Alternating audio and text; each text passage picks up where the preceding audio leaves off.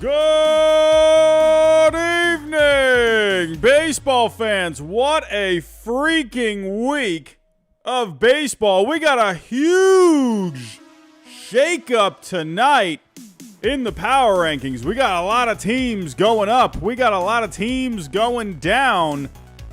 The Giants, the Angels, the Phillies, the Reds are absolutely on fire.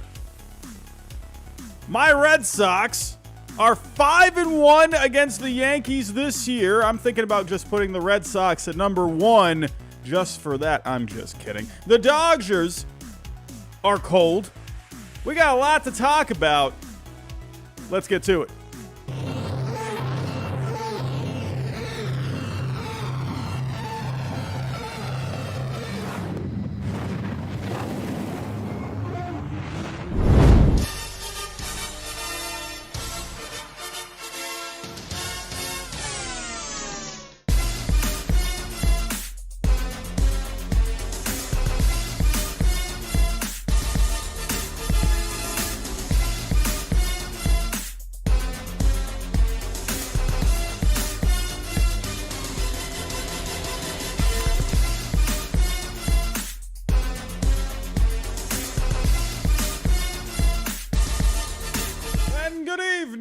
Baseball fans, how you doing? Yankees lose. Oh, what a good night it is. Oh my goodness. I can't believe it. We're 5-1 against the Yankees this year. It just feels so good. I mean, who knows if we're going to make the playoffs, but at least we have the early advantage against the Yankees this year. How you doing, everyone? How you doing? Welcome to another week of Power Rankings. We had 165 people in here to start things off. I think that might be a high for the Power Rankings this year. That's already a good sign that a lot of you are quite interested in baseball at the moment. And we got no basketball, we got no football. I think they had a golf tournament today, but baseball is now stealing the headlines, and no hockey either. So we're in full swing now, I think, with baseball season. It's because like I said, you got the basketball playoffs, you got the hockey playoffs, so I feel like once those are over, that's when people really start to wake up with Major League Baseball, and we're in full swing now. Feels pretty good. Andrew Lee is now a member for 20 straight months. Andrew Lee, you are awesome, my friend. I'm seeing a lot of familiar faces in the chat. James Hirota, one of our moderators, is here. James, I think you're going to like tonight. I think you got to stick around until the end. Who else we got in here? We got Drew Blackwell, another member in the chat. I'm seeing Wolfpack 1977, Ballin' with AC. Who else we got? Reed Nolan, hello. Quan, how you doing? Dunk Master is here. We got a super chat coming in. Matthew Villarreal, how you doing? Since the Dodgers brought these weirdo nuns, they have been cursed. Oh, man. I mean, what can you do? I mean, the Dodgers. I mean, I'm just saying. I don't know, man. I don't know. It is pretty funny how that has happened, and I'm not really gonna dive into all that. I'm here to talk baseball. I'm not here to talk about what the Dodgers are doing and not doing and whatever else is in the headlines with them. But at the end of the day, the Dodgers are struggling, and they're it's pretty crazy how much the Dodgers, especially with the numbers, have really sunk over the last couple of weeks. Offense is really weak. Pitching is just abysmal. My goodness, these guys are hurt all over the place. The Dodgers are running on fumes with their pitching. It's a pretty rough spot in Dodger Town right now. I don't know, man. We're going to have to wait and see if they can get this turned around. But Matthew, I appreciate it, my friend. I appreciate it. $5 super chat to start things off. But yeah, like I said, we got a lot to talk about tonight. A huge shakeup. You all know me with my power rankings. If you've been coming out to power rankings every Sunday night for the last 2 years now, you all know week to week I'm pretty conservative when it comes to moving teams up and down. I like to let things breathe a little bit. I like to kind of, give teams a chance to, if I have a team in the top 5, I don't like to yank them out of the top 5 just like that. I like to maybe give it another week if a team's struggling to see if they can turn it around. But this week, man, oh man, I gave some teams a chance from last week, and I'm going all in. I'm going crazy with these power rankings. I'm going to upset some people tonight. I'm going to make some people happy at the same time. I might lose some subscribers tonight. I'm just saying. I don't know. We're going wackadoodle with these power rankings tonight. I think, I think there might be at least 10 teams that are moving a pretty generous amount. I'm pretty excited to get to it. But if you are new to the power rankings, welcome. I appreciate you coming by. But the way I do my power rankings, I look at the numbers. I'm looking at offensive numbers. I'm looking at pitching numbers. I'm even looking at defense. I'm even looking at base running a little bit, as silly as that might sound. I'm also looking at, recent numbers, how well teams are doing offensively in the, over the last week or so, pitching wise as well. So I'm not kind of just diving into these, just kind of picking teams, move them up, move them down, whatever. I apply a little bit of a personal feel to it as well. But I put in some work with these power rankings. They're not going to make people happy all the time. I'm pretty sure I make people unhappy most of the time with them, but what can you do? Everyone, enough of me rambling. You're all here to see the show tonight, but before I do start, I have to go over tonight's sponsor, and that is Sorare MLB. And I've been saying this, I think, for the last how many streams now? I can't remember, but it is my new favorite way to play fantasy baseball. No, that is not just some, random line that they gave me to say. I say that every single time because I quite enjoy playing Sorare MLB. If you're into, collecting cards and you're into if you were back in the day collecting Pokemon cards, Yu-Gi-Oh cards, even if you're still collecting those kind of cards today, I think you might like Sorare MLB because you're collecting digital cards, and these digital cards put together your team where you compete against people all around the world. So go check out Sorare MLB. Use the link in the description down below, and you can get started and draft your team if you have not already. Also sponsoring tonight's show is BetOnline, your number one source for all your sports betting needs. Whether you're into baseball, I'm pretty sure all of you are. Basketball's done. Hockey's done. We got football right around the corner, but there is golf. There's always UFC going on. And if you're into that, go check out BetOnline. Use the code BLEAV, BLEAV, and you get a 50% welcome bonus. And everyone, I know you're going to games this year, so go check out SeatGeek. Go see if you can go find yourself a deal. And yeah, $20 off. Use my code Hyde, and that's it. Jack Crick, why is he constantly shoving Sorare down our throats? I'm going to be honest with you, my friend. I don't think I'm shoving it down your throat. I just got to pay the bills, my friend. I'm sorry. But hey, go check out Sorare MLB. Here we go. Let's get to tonight's show, and we're going to get started here. As always, I go from 30 all the way to number 1, and I have the music ready, everyone. I have the music ready. We have a couple super chats coming in. Oh, man. Here we go. Also, really quick, before I do get to it, I do want to just share. You know what? I'll hold off on that. I'll talk about it when I get to that team. But let's get to it. Here we go. Alrighty, so actually, real quick, let me look at these super chats. CRaz951, if Boston is in the top 10, I'm out of here. CRaz, I got him at number 1, so I don't know what to tell you, my friend. I don't know what to tell you. I got him at number 1 this week. Man, what the heck? You guys got super chats all over the place. Brian Trujillo, Giants should be moved up on fire, sweeping LA. Brian, I think you're going to be happy tonight.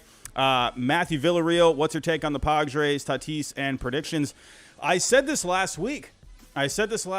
I said on record, I think the Padres are about to get hot, and then they won both their series this past week. If you don't believe me, go check out last week's stream. I said the Padres are about to get hot, and here we are. They're playing some good baseball this week. So right now I'm liking the Padres. I think they're slowly but surely getting themselves together, and hey, I'm liking the way they're playing, and they just took out the Rays this weekend. I'll talk more about the Padres here in a little bit, but just to answer your question, I am liking the Padres right now. I think they are coming around, and I think they're starting to live up to their potential now. So, thank you for the Super Chats, everyone. I do really appreciate that. Holy cow, I never get this many Super Chats to start off, but here we go. Let's get to it. So, here we go. Do I got the date right? I got the date right. So, starting at number 30. Actually, you know what? I'm not going to run through this one pretty quickly because we actually have a little bit to oh, we got another Super Chat coming in. Joe Hill, $10 Super Chat. Torque is looking like he's breaking out. I'll talk about Torkelson here in a little bit. He is looking really good. A couple of players on the Tigers are looking really good right now. But Joe Hill, thank you for the Super Chat, my friend. I greatly appreciate that. Coming in at number 30, we got the A's. And, hey, they were hot there for a little bit. And we're thinking, hey, maybe the A's, they're going to, turn this around. They're going to win 30 straight games. They're going to make the playoffs. And holy cow, another A's team that, another like a Moneyball A's kind of team. I'm just kidding. But they were pretty hot there for a little bit. They were on a winning streak. And then this past week, we had the reverse boycott. And, man, that was pretty, I'm not going to lie, that was pretty crazy to see. Just looking at all the videos on Twitter and obviously looking at the highlights of the game. People were really into it. But unfortunately, we do have some A's fans, as you probably saw this past week. Not good news for Oakland fans that want the A's to stay in Oakland. The Nevada governor has signed off on the A's stadium bill. And that's pretty much it, everyone. That's done. You had the reverse boycott. You kind of had your last punch. You're in a boxing match. You're just getting pounded in the face, but you snuck in one more punch there, and hey, you went out strong.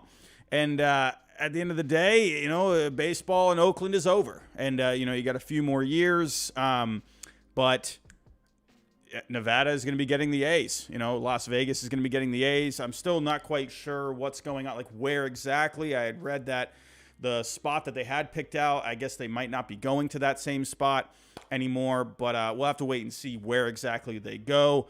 But yeah, at the end of the day, my thoughts on this, it is sad, for Oakland fans.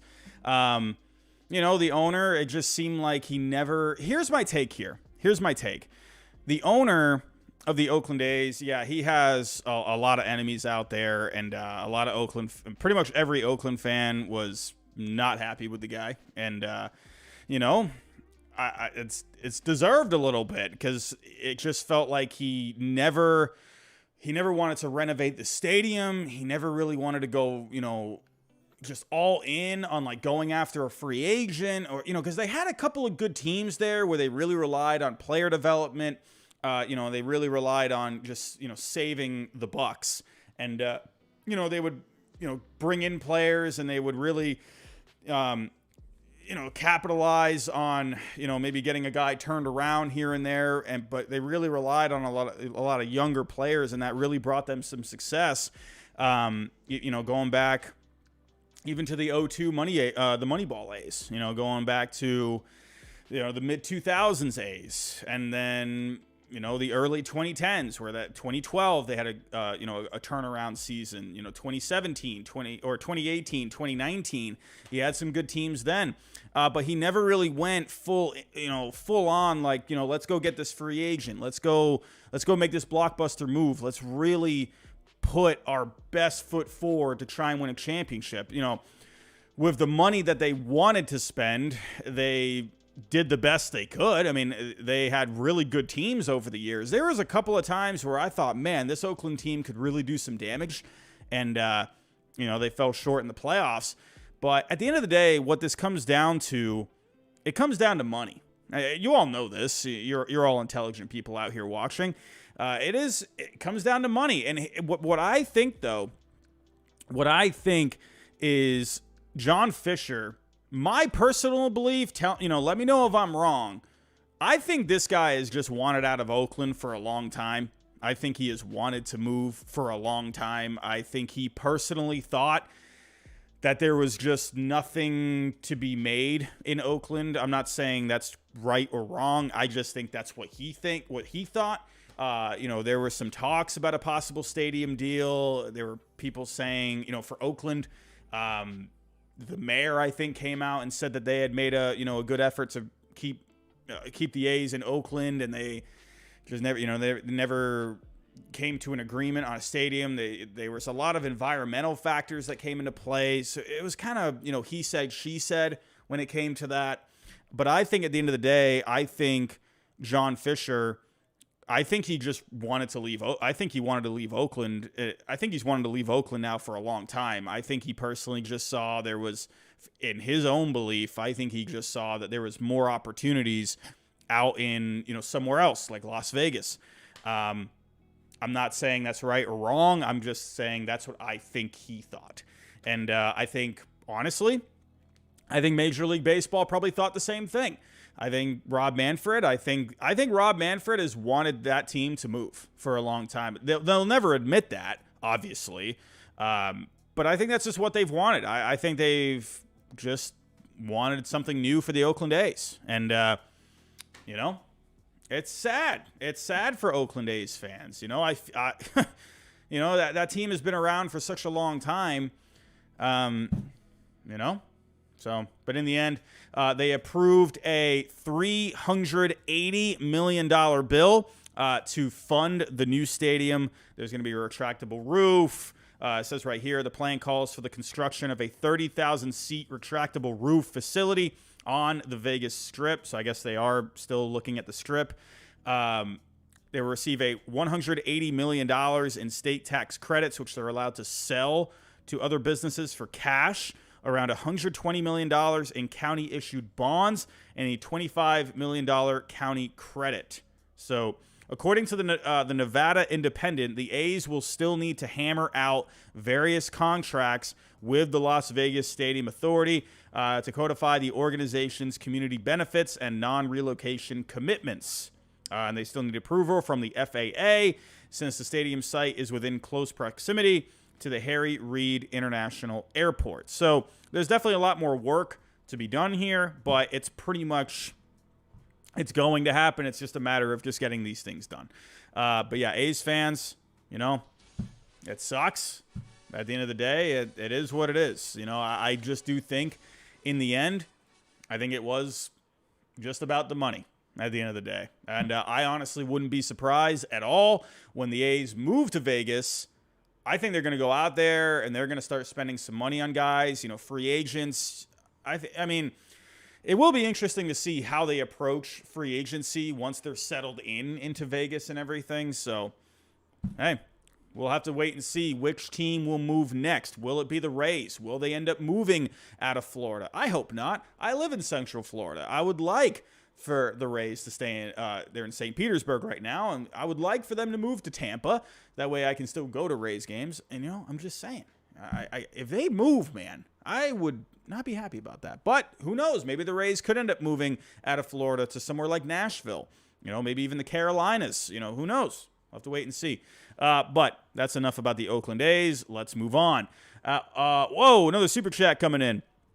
Michael Thompson. Man, you guys are going nuts with the super chats tonight. I really appreciate that. Surprised MLB isn't talking about the Giants. They're on a 7-game win streak, just took second place from the Dodgers, and I'm pretty sure since May 15th they've had one of the best records in baseball. I'll get to the Giants here in a little bit. You'll all see where I have the Giants. I'll talk more in depth about it, but I agree with you. I do think the Giants have been overlooked. There have been, I've mentioned this in past streams, there have been some underlying numbers with the Giants. For one example is Sierra when it comes to pitching. The Giants have ranked really well in that stat, and that was kind of something in the early, in May, I was noticing it, and I thought, you know what, maybe this Giants team could eventually start winning some games here, and there were just a couple of numbers like that I did notice with them. So in a way, I'm not surprised to see them having the success they've been having. But, advanced numbers, they don't they're not going to be the end-all, be-all. At the end of the day, they got to go out there and play. But, I did see some things with the Giants, about a month ago, I would say. Michael, thank you for the super chat, my friend. Here we go at number 29. I got the Kansas City Royals. There's not a whole lot to talk about here. They're 1-9 in their last 10. Bobby Witt Jr. had a good week. He had 7 RBIs. The big story from Royals land is that Vinny Pasquantino, is having season-ending shoulder surgery. So, Royals fans, you can't really catch a break. All the negative focus has been on the A's this year. But, wow, the Royals are having a really bad year. Like, I think people really need to kind of look at that. Like, the Royals are having just as bad of a year as the Oakland A's. I'm just saying, man, the Royals are in pretty rough shape this year, and they're not having a lot go their way. Coming in at number 28, we got the Colorado Rockies. I saw the Rockies this week, and we lost 2 out of 3 to the Rockies. What the heck is going on there? I think the Red Sox were more beating themselves in that series. And no, that's not Giraffe Nick Robbie talking. I'm just saying they had many opportunities, and they just didn't come through. But for the Rockies, they did win 2 out of 3 against my Red Sox. They got swept by the Braves after that this past weekend. One guy to pay attention to, Ryan McMahon. This guy is red hot over his last 7 games. He's hitting .476 with an OPS of 1.545, 2 home runs. Man, Ryan McMahon, he's going crazy. Coming in next, we have the Detroit Tigers. Funny enough, for the Detroit Tigers, they have been looking really bad lately, but they actually had themselves a good weekend against the Twins. So some people might think this is a little low because of the good weekend, but I'm kind of sticking with it for now. They overall, though, the offense, I do want to talk about the offense. Wow, they've definitely been having some guys stepping up. Spencer Torkelson, over his last 7 games, a 1.065 OPS, 3 home runs, 8 RBIs. I've been calling for the Torkelson breakout. It was seeming like maybe he was going to do it. He had, he was having some good exit velocity this year up until the last few weeks or so. So I was kind of waiting, for him to just really get going. And it finally seems like we got Torkelson finally breaking out here. It's good to see. But it wasn't just Torkelson. There's been a lot of focus on him this week. Also, Andy Ibanez and Matt Vierling. Each of those guys have been hitting over 400 their last 7 games with OPSs over 1,300. Really good. Really good. Even Javier Baez is hitting well. He's hitting .345 over the last 7. So the Tigers, they're getting some good offense. They're just not getting a whole lot of pitching. So the Tigers, I think it's pretty, who knows? Maybe they can get hot. That Central Division is pretty weak, but not feeling the Tigers as of right now. Up next, we got the Nationals. Not a whole lot to talk about here with the Nationals. They lost 2 out of 3 to the Astros. They got swept by the Marlins. Lane Thomas is hitting pretty well. Could Lane Thomas maybe be a trade candidate at the trade deadline? He's hitting .360 over his last 7 with a 1.145 OPS, a couple of home runs as well. Jeimer Candelario is hitting very well lately too.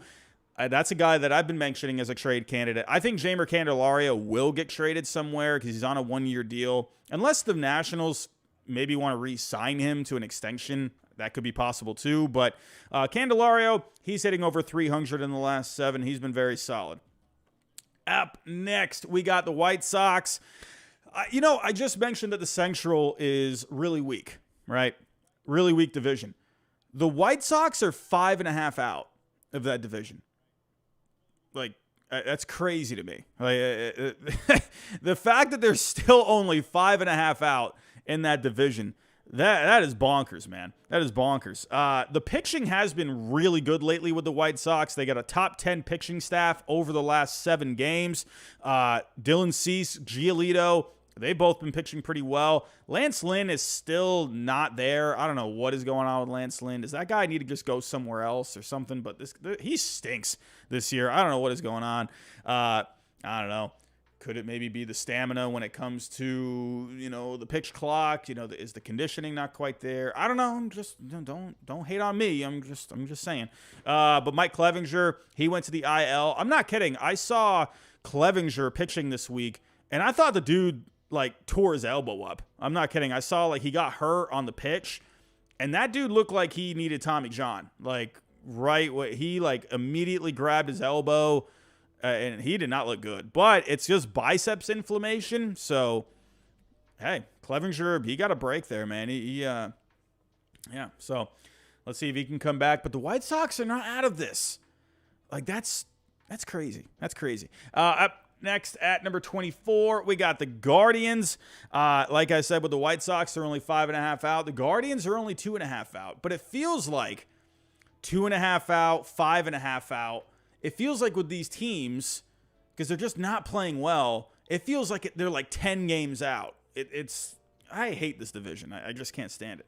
But not a good week for them. They lost 2 out of 3 to the Padres, 2 out of 3 to the Diamondbacks. They did win today, so take that for what you will. Over the last 7 games, they're dead last in Fangraph WAR with their starting pitching. They're not getting good pitching. The offense has been awful this year for them, and the one thing that they've had is pitching.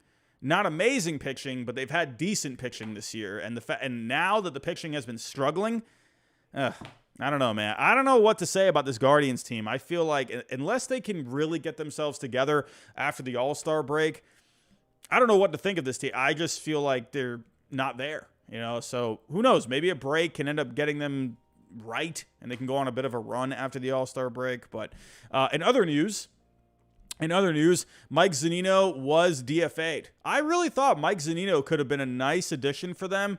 I thought there was maybe some potential for a big bounce back season for him. He's been hurt over the last couple of years. Remember, not too long ago, he had over 30 home runs with the Rays in a season. I thought Zunino could have been some nice pop for them. And I think they thought the same thing. Let's see if they can get this guy, going again. And he just didn't have it. So he has been DFA'd. Up next, man, oh man, I just did a video recently about the St. Louis Cardinals. I was talking about Paul Goldschmidt as a trade candidate. There's been a lot of people talking about the possibility of Paul Goldschmidt as a trade chip. Like, that's crazy to me. That is absolutely nuts that,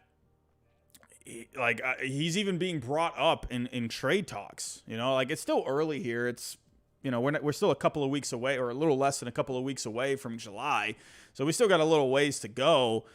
The Cardinals, I do think this team is very talented. I do think they could use some better pitching, but I like the offense there, obviously with Goldschmidt as well.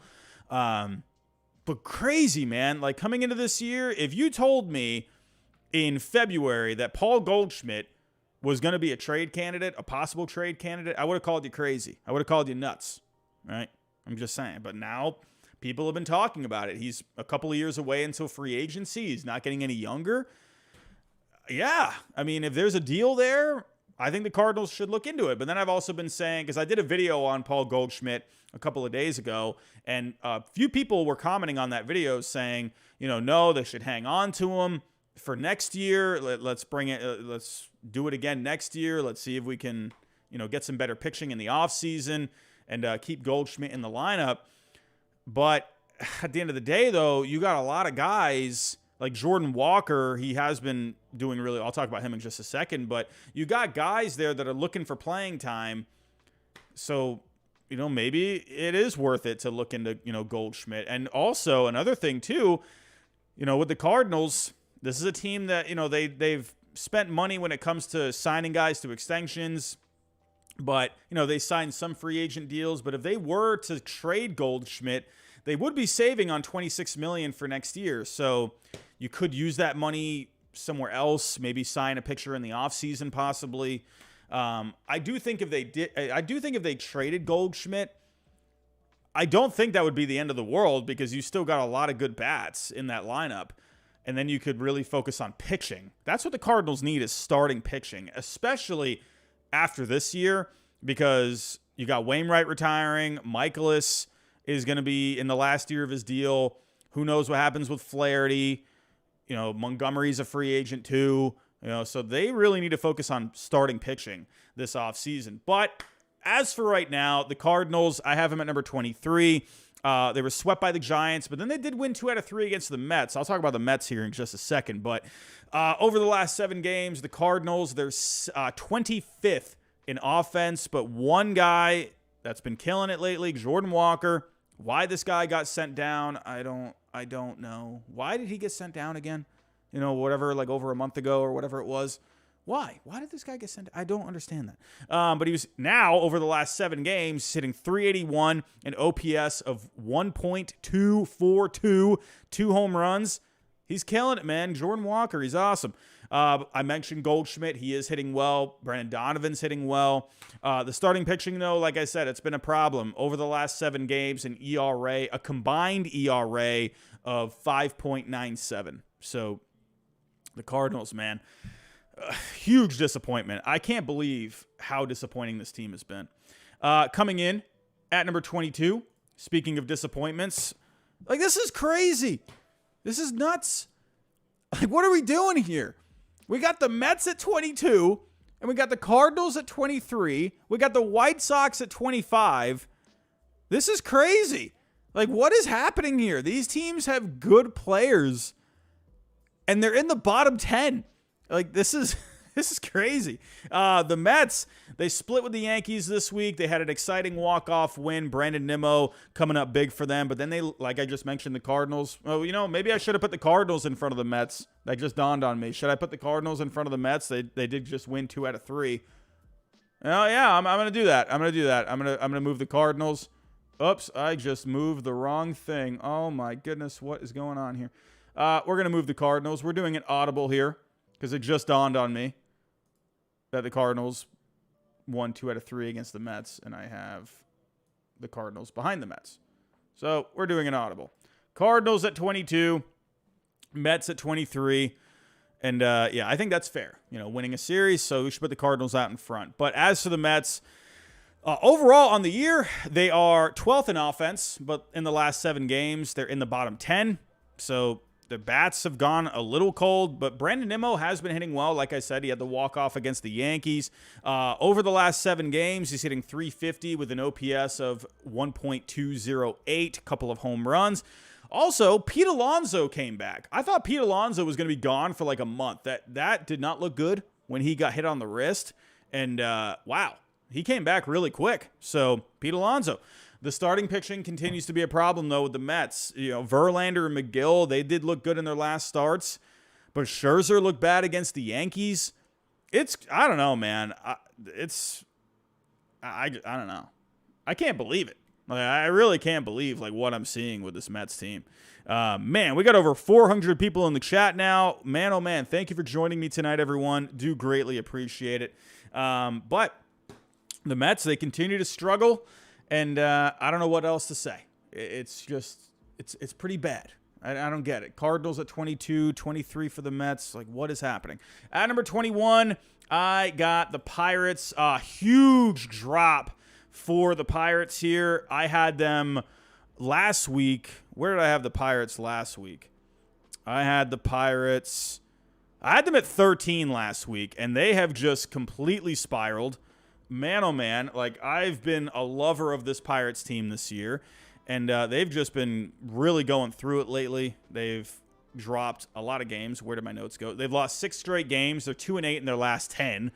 Man, I don't know what else to say. They got swept by the Cubs and the Brewers this week. Carlos Santana is hitting pretty well. A couple of home runs, OPS of 929 over the last 7, but that's pretty much all there is to talk about when it comes to the current team and the current players. However, we got a guy coming up to the Pirates here, and I'm pretty excited about it.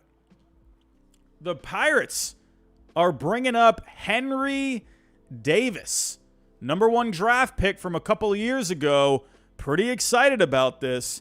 And man, oh man, Henry Davis, listen, I really like him. I really like Henry Davis. I would have loved if the Red Sox had drafted him a few years ago or a couple of years ago. There were, mock drafts that were saying he was going to go to the Red Sox. He had worked out with the Red Sox. I'm thinking, hey, Henry Davis, I'd be all about it. And ended up going to the Pirates. And then we got Marcelo Meyer. I'm okay with that too. But this is a really solid player coming out of college. This guy could just hit like crazy. The fielding, that's something he has been working on in the Pirates organization. But the bat is awesome with him. As of right now, they're giving him a 55 hit, a 60 power. But the one thing with him on defense is his arm is crazy. So That's why some people were saying, he could even be like a really good outfielder. The run tool isn't very strong, so he probably fit more as like a left fielder, but that arm would be crazy. But no, they've been working with him as the catcher. And this is going to be the guy that you build around for years to come, with other guys like O'Neal Cruz. Man, I'm really excited about this. And Henry Davis has actually been hitting really well in the minor leagues this year. If we go take a look between AA and AAA, he's hitting .284, a .433 on base, a .541 slugging. He's got 11 homers down in the minors this year, 30 RBIs. But what I really like about Henry Davis this year in the minor leagues, he has 46 strikeouts, but he has 40 walks. That is a really good strikeout to walk ratio. Like, that's nuts, man. But Henry Davis, very excited about this. Pirates fans, I know it's been kind of a dud lately, but hey, you got some excitement here. And let's see if the Pirates, maybe that can give them some energy. This Central is wide open. It's wide open. We're going to talk more about the Central here in just a little bit. But taking a look at the current standings, the Pirates are now 2 games under 500, but they're only 2.5 back. So, hey, one little run for the Pirates here, and they're back in first place. So, we'll talk more about these teams in the Central as we move a little more forward here. We just had a super chat coming in. Jimmy Productions, Ellie De La Cruz will win the MVP next season. He has been so fun, man. He has been just awesome to watch.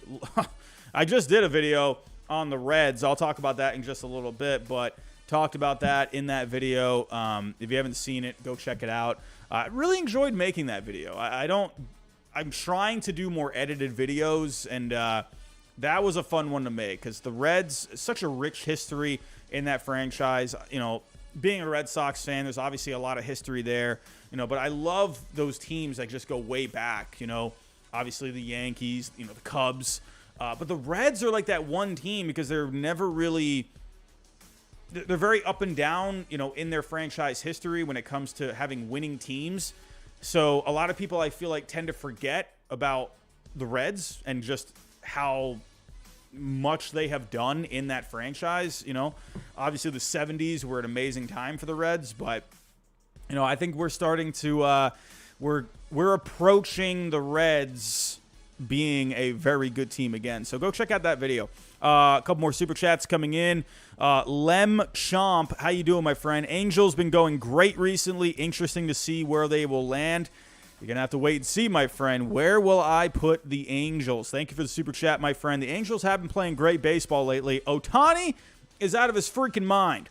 Someone stop Shohei Ohtani. He's a monster. He's just going to break baseball at this point. I don't know what to say, man. That back-to-back home runs today with him and Trout. Are you kidding me? Jimmy Productions, another super chat. Pirates want to be next season, or the Baltimore Orioles of next season. I think there's a chance.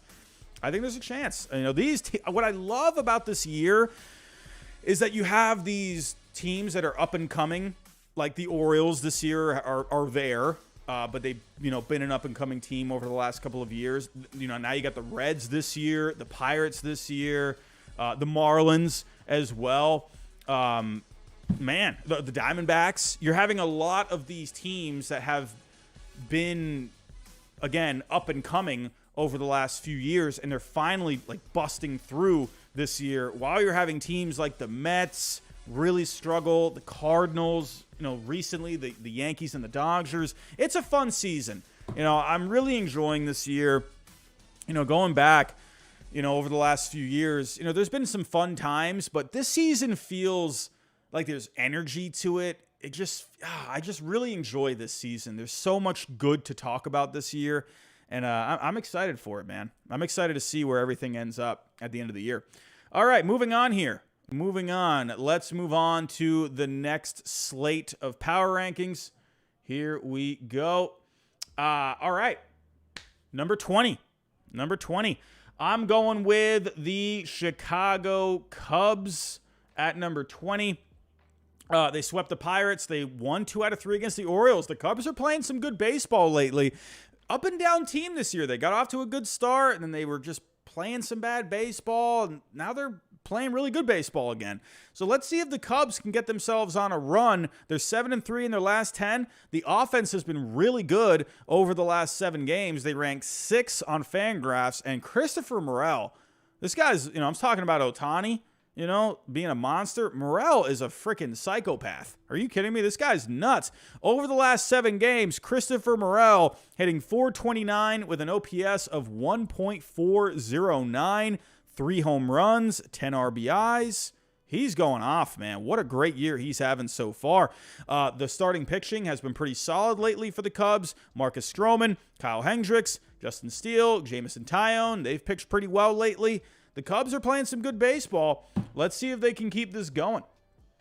Coming in at number 19, I've been saying this about this team for a little bit now.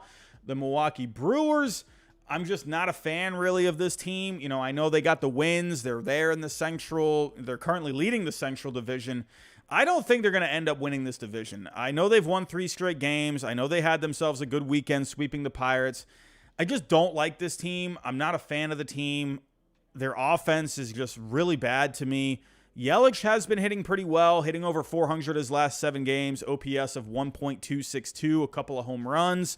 But a lot of other guys are struggling in that lineup. The starting pitching, Wade Miley, Burns have been pitching pretty decently. But Rhea, Tehran, Peralta, they have not been pitching well. The bullpen ranks 28th overall. I'm just not a fan of this Brewers team. They're coming up with wins. They're 37-34 right now, and they're leading the division. So I know that might look weird to put them so low. I don't know. When I'm looking at stats, I'm just not really a fan of this Brewers team. I'm seeing so many other teams that rank so much better than the Brewers when it comes to offense, when it comes to pitching. They have a good defense. I do like that about the Brewers, but overall, I'm just I'm not a fan. I'm not a fan. I don't know what else to say. Moving on. At number 18, this is a team. I'm going to say this. I think this team is getting possibly pretty close to going on a bit of a run. This has been a quiet team this year. The Seattle Mariners at number 18. I think the Mariners, I said this about the Padres last week, and I said the Padres, I think they're about to get hot, and the Padres ended up having a good week. I think the Mariners are pretty close, and here's why. They have really good pitching. They have arguably the best starting pitching in all of Major League Baseball. They're currently 3rd. They haven't been as amazing lately, but they're still getting the job done. George Kirby's been really solid. Bryce Miller continues to pitch so well. My goodness, this guy came up this year, didn't have great numbers in the minor leagues this year, and he's been pitching awesome. They're getting good starting pitching. Logan Gilbert's been struggling a little bit lately, but overall, good starting pitching for the most part. The bullpen ranks 2nd in Major League Baseball, so you have good starting pitching, you have a good bullpen. The problem with the Mariners is that they just haven't been hitting very much this year, but they are starting to come around. So one guy in particular, Teoscar Hernandez, he got off to a pretty slow start, but over the last 7 games, he has a 991 OPS. But this past week, the Mariners, there were some good things with this Mariners team. They won 2 out of 3 against the Marlins, and then they won 2 out of 3 against the White Sox. So they're starting to put those wins together a little bit. That Marlins team is a pesky team, and they took it to them this week. The White Sox, not a great team, but they took advantage, but they've been getting good pitching. I think the Mariners, man, I just feel like they're going to get hot at some point. I don't know when. Heck, I don't know if they will. But I think they have a good chance to go on a bit of a run. They've won some games this past week. Let's see if they can carry this momentum. It's a good team. It's pretty weird to, they've been oddly quiet this year. I mean, taking a look here, they're 500. They're 8.5 out. They're 3 games back of a wild card, so they're not out of it by any means. So they're there. It's just a very stagnant team. I'm not really sure I think it's just the offense coming up with the timely hits. They just haven't really put it together. I mean, if we go take a look here, at the stats, Julio Rodriguez has not been like that electric player that he was last year. He is going through that sophomore slump. Jared Kelenic got really hot in the beginning of the year, but he has cooled off recently, hitting 258 overall on the year now. Remember, he had over a 300 average. The on base has gone down to the low threes. The slugging is still in the upper fours, but he's been cold. Like I said, J-Rod, he's just been quiet this year. And I don't want to say quiet. He's got 12 home runs. He's got 15 stolen bases. But, the slash line isn't great. He's just not what he was last year. Suarez, I feel like there's more power there. Riley was having some, a couple of spots there. Ty France is fine. But their offense has just been abysmal. So they just need to get these bats going. If they can get these bats going, and with this pitching, oh boy, look out. Look out. Here we go. I'm excited to talk about this team. I'm excited. At number 17, last week, just to give you an idea of where I had this team last week, I had them at number 24. So they're getting quite a jump this week. They are climbing on up here. We got the Reds at number 17. I know to some of you out there that might seem a little low, but remember, I had them at 24 last week, so they go up 7 spots. I know they're hot. I just want to see more of it, and then, trust me, if this Reds team keeps doing what they're doing, they will be in the top 15 next week. I guarantee you that. I wanted to put them in the top 15, but I just need to see a bit more out of the Reds. I am sticking with 17 for right now. I know some people out there are probably thinking, no way, they got to be at least 15. I feel like 17 right now. I love what they're doing. I just need to see a little bit more. I know that might be kind of asking a bit much, but considering where they've been in the power rankings, I think 17 is pretty fair, personally. If you want to yell at me, you can leave a nice, hateful comment in the chat, as well as for the video after this goes, after we're done going live. But let's talk about the good. They've been playing really well. They've won 8 straight games. Believe it or not, you might think their offense has been like a top 10 offense lately. Actually, in the last 7 games, they're 14th overall. Not bad at all. I'm not saying that's bad at all, but people might be thinking their offense probably ranks better recently, but it's 14th in the last 7. Jonathan India, Spencer Steer, McLean, they've been hitting well. But man, oh man, I mean, I got to talk about Elly De La Cruz. I mean, everyone's talking about Elly De La Cruz. He's so fun. This dude beat out what the heck happened today? It was a ground ball to first. I mean, the first baseman was a little back, I believe. Was that today? I can't. My potato brain is killing me. But this guy hit a ground ball to first. And then then it ended up turning into a race to the bag. Elly De La Cruz slid into first base safe. Like, are you kidding me? Like, that is, I mean, let me see. Let me actually see if I can get that play. That, like, blew my mind. I think that was today. Hold on a second. Let's see if we can get this. Yes, it was today. Okay, here we go. Look at this play. Like, are you kidding? Okay, so he did have to dive, so it's not like it was just a routine ground ball. So Abreu ended up turning into a race to the bag. This is where Abreu's at. Most guys, the first baseman's gonna win the race to the bag here. You also have to look at how hard he hit this ball. Can we not buffer right now? Like, what are we doing? What is happening? Okay. All right. Now this doesn't want to buffer for me. My internet is being slow. Man, of all the times I wanted to show a clip. Everyone, my internet is killing me right now. I'm so sorry. Here we go. So he rocketed the ball to Abreu. Absolute rocket. But, I mean, look, what the heck? He's already here. How? How is that even possible? What? Like, dude. And then he slid in safe. He's very lucky. I will say this. That could have been really bad. Jose Abreu, he went spike first into the bag. And then Elly De La Cruz went head first.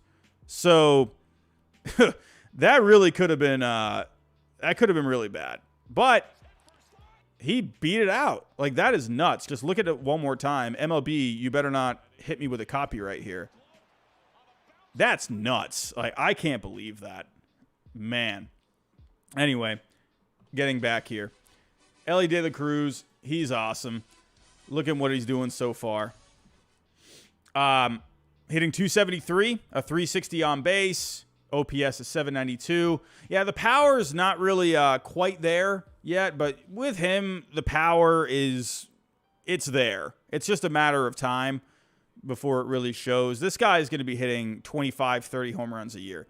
So he got off to a pretty hot start, but I think teams are starting to figure him out now, like where to attack him. The batting average has gone down over the last 7 games. He is still getting on base, but the slugging is at 276. Either way, he's providing energy to this team, and man, and it's really showing right now with this Reds, considering how hot they are. But let's get back to it here. Besides Elly De La Cruz, like I said, Jonathan India, McClain, Steer, they've been hitting really well. But the pitching has been the key for the Cincinnati Reds. Over the last 7, they rank 7th overall in Fangraph WAR.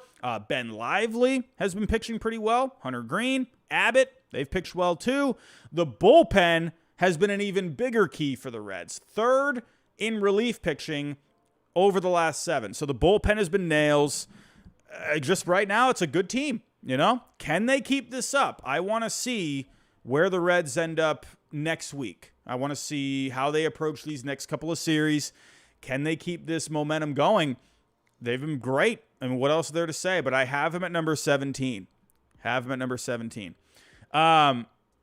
All right, this is where we're going to start getting a little crazy, everyone. I'm expecting a lot of hate right now. I don't know. Man, I actually don't even know how you're all going to respond to this one at number 16. I don't know. I think most of you, I'm going to make a guess. I think most of you will agree with this, but I definitely could see some people out there saying, I don't know, that might be a little low. But I got the Yankees at 16. I'm not feeling this Yankees team right now. I know we just swept them. I know. I'm feeling good. I'm feeling juicy. I'm feeling good about myself. But when I'm looking at the numbers with the Yankees, when I'm looking at WRC plus, when I'm looking at starting pitching, when it comes to FIP and just, XFIP, all of it, the Yankees are not ranking really well in offense, pitching. The bullpen is good. I will say the bullpen has been pretty good. But the Yankees are really when it kind of surprised me when I looked at the numbers again this week. I'm like, wow, the Yankees obviously losing Aaron Judge. That's just awful. Like, they can't hit without him. And the same thing happened last year. Remember that? Same thing. The Yankees could not hit with without Aaron Judge. It's nuts. I don't know, man. I'm watching the game tonight. I'm seeing Josh Donaldson with a batting average of 189. I'm I don't know. I know Glaber homered yesterday. Bowers has had his moments. I don't know, man. I don't know what is happening. It's bad. I honestly think because they have guys. I mean, look what happened with Aaron Hicks. He went to Baltimore, and this guy's been awesome. Gary Sanchez is hitting for some pop with the Padres. I know he went to the Mets, and then that didn't work out, but now he's doing all right with the Padres. I haven't checked on him in the last couple of days, but I remember he was hitting balls to Jupiter. But most people that leave the Yankees, they're just doing better on other teams. This is what I honestly really think. This is my honest opinion about the Yankees. This is where I'm starting to wonder. I think this is an organizational thing. And what I mean by that, I think it's like a hitting coach thing. I think it's a philosophy thing. I think that it's like people in the analytics department are not approaching it the right way. I don't know. I think, I mean, I don't want to like blame it on the hitting coach, but it just seems like there's just a fundamental thing here that I feel like is affecting the hitters on this team. And I feel like it goes back now for what? 4 or 5 years. Steven Strang, hold on one second. Oh, you had a super chat. Here we go. Do any of us think the Red Sox finish ahead of the Yankees? It's possible. Red Sox just needed starting pitching all these years, and some just showed up. I'll get to the Red Sox here in a little bit. You are very correct about the starting pitching. I'm not trying to toot, the Red Sox horn here. I'm not trying to be Giraffe Neck Robbie over here. But the Red Sox have been getting some good starting pitching, and that's without Chris Sale. Pretty crazy. But I think that's what's wrong with the Yankees. I could be wrong. Yankee fans, let me know. Like, what do you think it is? Like, listen, you've had all these different, you've had different hitters coming in, coming out. I know you've had, like, the same old names over the last couple of years. Judge is awesome. But, like, Donaldson, not doing anything. Falefa, Falefa's Falefa. But just all these, like, Hicks is like that one example to me where you see how well he's doing with Baltimore. And it's like, why couldn't they get this guy going? I don't know. I think it's a hitting coach thing. I think it's a organizational philosophy thing. I don't know what that is exactly, but to me, something just seems consistent here. And I don't know. That's just my opinion. But the Yankees offense has not been good without Judge. It's awful. They have dropped all the way to 21st on the year. That's for the year. That's even when you include Aaron Judge's numbers. When you take Aaron Judge out of it, they're like bottom 3. The Yankees are awful without Aaron Judge. It's nuts. It's like these hitters, they are getting like these pictures. I don't know. It's like Judge has so much of a presence in that lineup. So like pitchers almost have to change their game plan for the rest of the lineup. But when you take him out, it's like you're taking out like a tripod and you're taking out one of the legs. It's like these pitchers are just attacking these hitters and like they're going crazy over him. But like Judge has so much of a presence there in that lineup, and they're a different offense. It's nuts. The starting pitching, they're 22nd overall in Fangraph WAR in starting pitching. Garrett Cole and Schmidt, they've been looking pretty good lately. But Domingo Germán, he got hammered by my Red Sox yesterday.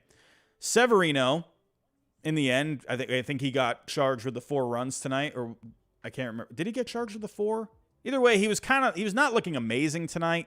He was running into some problems with the Red Sox, and he didn't look good against the Mets either. So they're getting decent bullpen or decent production from the bullpen. They're 9th overall on the year. I don't know, man. I don't know. This Yankees team, they're just really cold right now, and they feel lifeless. With Judge, they just felt like a different team. It's crazy how one guy can make a difference. And this team is really weird to me, coming in at number 15. I'm not sure what to think of this team. They're good with some numbers, and they're bad with some numbers. They're one of these teams where when one part of the team is doing well, the other part of the team is not doing well. And then it'll like flip-flop. They'll have good offense, bad pitching. Good pitching, bad offense. They just can't really seem to get it together. I feel like I might actually get flamed a little bit more here. I think I might get flamed here. Oh, man. I actually think people might not like this. Whatever. I'm going to embrace it. If you're mad, you're mad. Call me Giraffe Neck Robbie all you want. But I got the Blue Jays at 15, And I got the Red Sox at 14 because when I'm looking at these numbers right now, the Red Sox right now are just producing better when it comes to definitely pitching. The Red Sox pitching has been really good. And the offense for the Red Sox has been good all year. They were hitting a bit of a slump recently, but the Blue Jays at number 15, they lost both their series this week, 2 out of 3 to the Orioles and the Rangers. I know they're good teams. But listen, I'm just saying, I know I'm already seeing the comments. I'm already seeing them. How are you going to put the Red Sox ahead of the Blue Jays and the Yankees when the Red Sox are in last place? I'm going to say this to all of you right now. It doesn't matter if you're in last place in this AL East right now. It doesn't matter. It's a good division. The Red Sox are, what? They're now 36 and 34? 37 and 35, sorry. They're 37 and 35 in last place. I mean, you got so many teams now that are like, closer to 500. This is a good, don't even come at me in the comments. I'm literally going to, if you're watching this, don't you come at me in the comments saying the Red Sox are in last place. How are you going to put them behind the Yankees and the Blue Jays? Listen, the Red Sox right now, they've won 4 straight games. They're 6-4 in their last 10. They did hit a bit of a slump there, but they're getting themselves going. The Red Sox pitching has been awesome.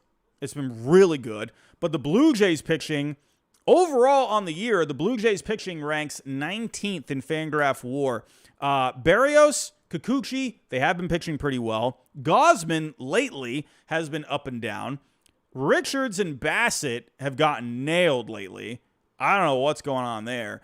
The bullpen is 24th overall for the Blue Jays.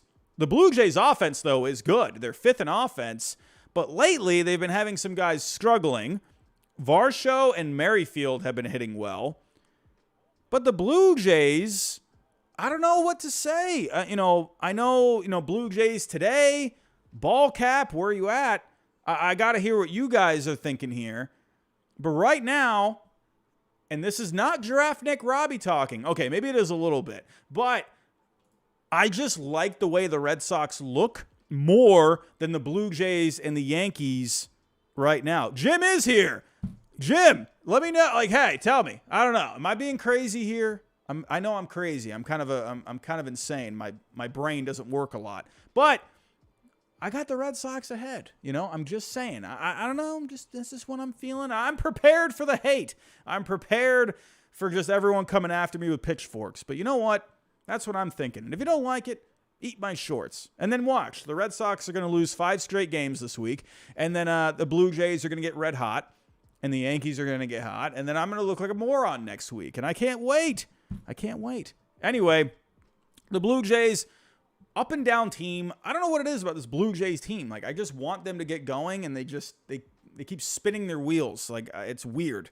As for the Red Sox, they lost 2 out of 3 to the Rockies. I mentioned that earlier. The Red Sox are kind of beating themselves.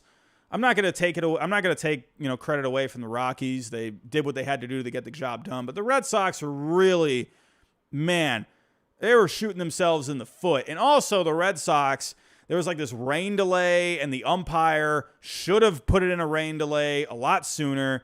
And the Red Sox, I know I'm making excuses right now. Excuse my Giraffe Neck Robbie. But that rain delay should have happened way sooner. I'm just saying. Anyway, but then they just swept the Yankees this weekend. The Red Sox offense is 10th overall on the year. My fellow ginger brotherin, Justin Turner, is going absolutely insane lately. Over his last 7 games, Justin Turner is hitting .455 with a 1.342 OPS, 2 home runs, 10 RBIs. Justin Turner, you're making the Gingers look good, my friend. Alex Verdugo, .429 over his last 7, or hitting .429 over his last 7. Over the last 7 games, again, I like to look at recent numbers. I like to look at where teams rank for the whole year, but I look at recent numbers too. The Red Sox starting pitching is 2nd overall in the last 7 games. Pretty much everyone is pitching well in the rotation except for Cutter Crawford. I personally think Cutter Crawford needs to be in the bullpen. That's just my call. I know they're kind of short, but I think Cutter Crawford is more of a bullpen guy, personally. That's just my opinion. Tanner Houck, though, actually pretty scary stuff. Tanner Houck against the Yankees, he got hit in the face. Actually, they said today it was a fracture in whatever the bone is there. I forget what it's called. It's still not determined if he's going to need surgery or not, but man, Tanner Houck, man, I'm praying for you. That was scary, man. That's like a pitcher's worst nightmare, to get hit in the face. But as for the Red Sox rotation, Brian Bayo, can Brian Bayo like just get the credit that he deserves, because he has been pitching so good in the last few starts. I know I'm going a little crazy right now. Maybe this is Giraffe Nick Robbie talking, but man, he's giving me Pedro Martinez vibes. I'm just saying, the way the ball is just dancing in the strike zone, getting great movement on the two-seamer, changeup is looking nasty. I mean, come on. Like, Brian Bayo, he's looking really good. He was fun to watch tonight, and he was fun to watch just like it was fun to watch Pedro pitch. Like, that is like the feeling that I'm getting. Maybe I'm being a little unfair with that comparison, but I'm just saying, I loved watching Pedro pitch, and it feels like the same, to me. Oh, XO is saying, bro, stop. Oh, man. But that's how I'm feeling about the Red Sox. I think they're right now, I like them a little better than the Blue Jays. And I got to put them ahead of the Yankees, because you just swept them. They're 5-1 against the Yankees this year. But you just got the sweep. So, yeah, I think the Blue Jays could be ahead of the Red Sox. I think that's a debate. I think that could go either way. I think the Red Sox, they're pitching better lately. The offenses look good over the weekend. That's just kind of how I'm feeling. Right now, I think the Red Sox right now are a bit more complete. Joey Gray with a super chat coming in. Robbie, do you counter in strength of schedule? I do a little bit, not a lot, because, and for me personally, I do factor in strength of schedule a little bit, but not a lot, because, I know you play good teams, but, we've seen so many times in the past where teams make the playoffs, and teams that shouldn't win, like you have, like the Phillies last year, like no one was picking the Phillies against the Braves, and then they ended up running through them. We've seen I factor in strength of schedule a little bit. I know the Yankees have had a hard schedule. I will say that the Yankees, I think, have had, according to the numbers, have had the hardest schedule this year. So I will actually say that. And I think the Blue Jays, I can't remember where the Blue Jays were. I think they were like top 10 in like how hard their schedule has been. So, but yeah, no, I do factor that in a little bit. At the end of the day, though, I just think, at the end of the day, what we're looking at here, you're looking at wins and you're looking at losses. I'm looking at, because it can go either way too. Like you can, you have a good team, like teams can get hot, even though, like the A's, like no one could beat the A's this week. They're just playing so well. Like no one could beat the Reds right now. And the Reds, have been kind of not a bottom feeder of the league, but teams can get hot and they can be so hard to beat. So, I do factor in strength of schedule a little bit, but I'm not going to make it like an overwhelming part of like how I'm looking at it. I look at it a little. Thank you for the super chat. Thank you. But yeah, and then there's also some teams that have had an easier strength of schedule too. James Hirota, how you doing? You got to add a segment to Sunday called This Week in Umping L's. Ooh, that could be fun. Or something, and cover the worst umping moments of the week. That's not a bad idea. I like that.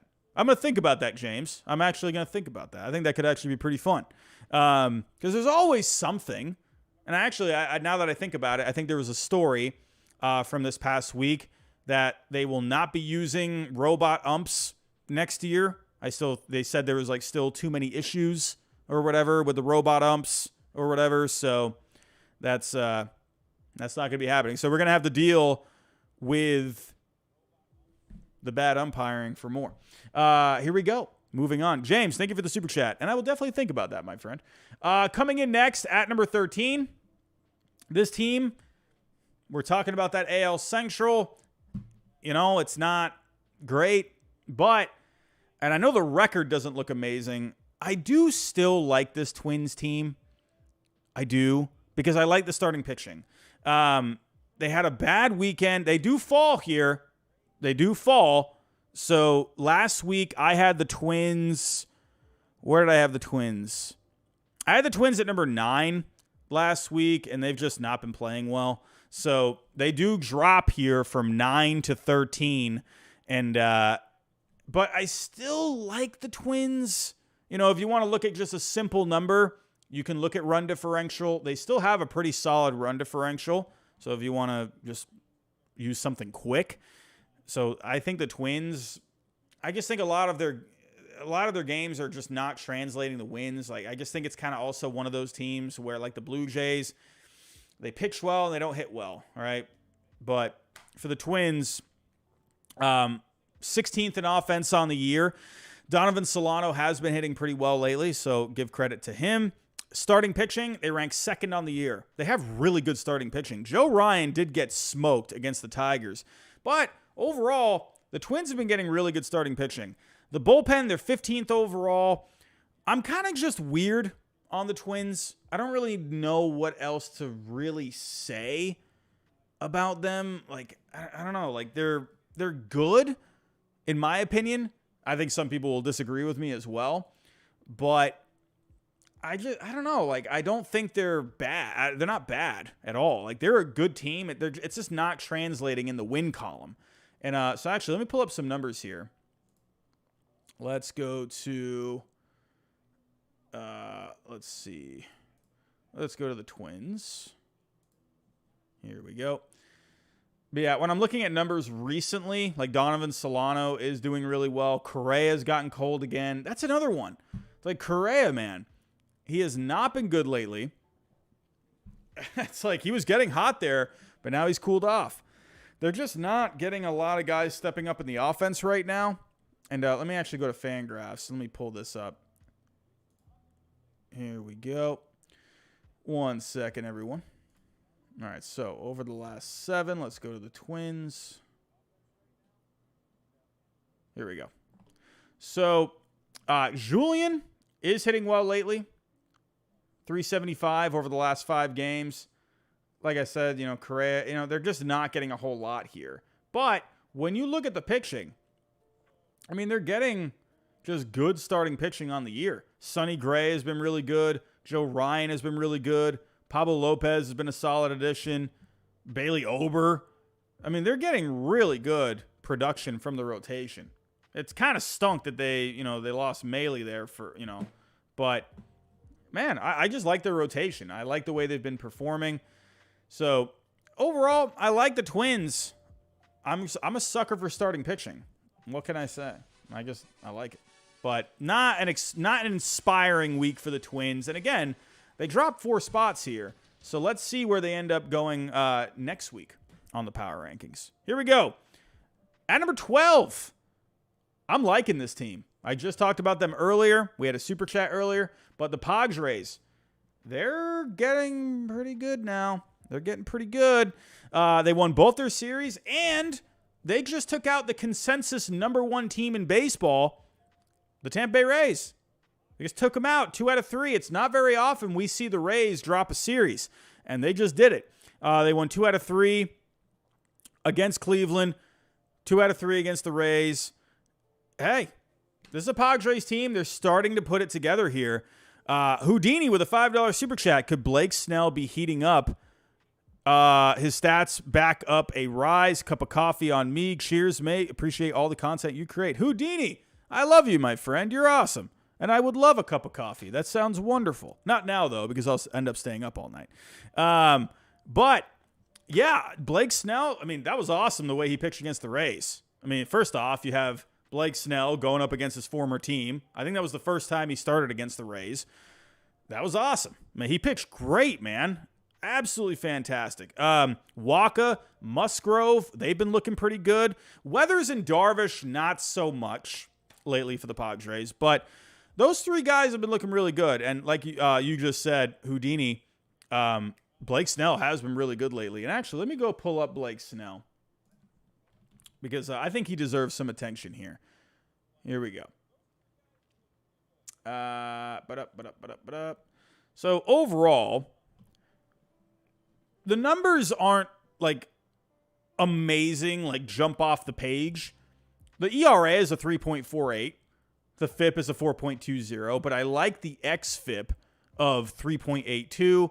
He's walking more guys. He's kind of back to that 2021 number where right around 5 walks per 9. So he's got to get that back down. The strikeouts are down from last year, but he's getting more.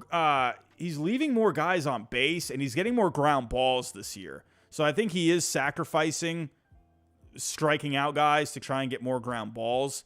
So I like the way he's been pitching. I really do. I mean, when you look at the game log lately, he's been really solid. I mean, you go back, his last bad start was against the Red Sox on May 19th. He's been pitching great. Colorado, he struck out 12. He's had 2 starts now, back-to-back, where he struck out 12. Like, that's crazy. He's looking great. Matthew Villarreal, how we doing? $4.99. Tatis for MVP. What's your prediction on the Padres? Well, I do think the Padres will end up getting a wild card. I know we've been having a lot of disappointing teams this year. I just think the Padres, they are too good. Too good. The lineup is too good. Now, because here's the thing, like with the Mets, right? The Mets, you know, you have like arguably a couple of holes in that lineup, right? The starting pitching is really underwhelming. So the Cardinals, starting pitching, underwhelming. The Padres have good starting pitching. You know, the Mets, Cardinals, you know, you could say their offenses are good. I think the Mets they're a little short on a bat. But the Padres lineup is really good. The Padres rotation is solid. And the bullpen has been good. There's 6 overall in the bullpen this year. I think the Padres are too good. I think they will get a wild card. And like I said, I've mentioned this now a few times. I said last week, I was looking at numbers, and I saw the Padres getting hot. And now they're 7-3 in their last 10. They won both their series this week. I think they're going to start moving up here. You know, this West is really tough. Man, you got a lot of teams, man. Diamondbacks have been awesome. Giants have been crazy lately. Even though the Dodgers are slumping, they're still a good team. We just hit 500 people in the chat. 500. I think that's a first for this year. That's a milestone for this year. We just hit 500 people in the chat. First time this season. Thank you, everyone, for coming out tonight. I do greatly appreciate it. If you can, everyone, I know it's kind of annoying to ask, but if you can, hit the like button for me. If you are new, think about subscribing. So Matthew, you had a couple more super chats here. Will the Padres sign Soto and maybe even Urias? I think that's interesting. I think Urias could be interesting. I'm going to say this about Soto. I don't think they end up signing him, personally. If I were to make an early prediction, I think Soto ends up going to the Mets. That's my personal prediction. I think he's a New York Met. That's what I'm thinking. Man, I don't know. I feel like they should have already signed him to an extension, and I think the fact that they haven't already, I don't know. I think there's going to be a team that they just line up for, and they back up the Brinks truck, and I think the Padres get outbid, personally. Matthew, you also said here, will AJ make a move at the trade deadline? And if so, who? I think if you were the Padres, I mean, if you look, I feel like some starting pitching depth could be pretty good. Just a guy that you can count on to give you some innings. If you were to look, I mean, the back end of the bullpen is great. I like the lineup. Like, I don't think you really have to do a whole lot. You know, I think some starting pitching depth will probably be needed You know, right now they're running on a 4-man. You got Darvish, Snell, Musgrove. You got Waka. Waka's been good. But I feel like that would be really helpful. I think that would go a long way. Just another guy that can give you some innings. I can't think off the top of my head who right now. Maybe someone like a Lucas Giolito. Like, I don't think you really need a guy that's going to be like a top of the rotation guy. I think just someone that you can give you some innings. So I think Giolito would be a good fit, personally. You could always use another bullpen guy, but I like the back end of their bullpen. Hader's awesome. Martinez, I like him. So yeah, I think just more pitching. I don't think they need to add anything for the offense.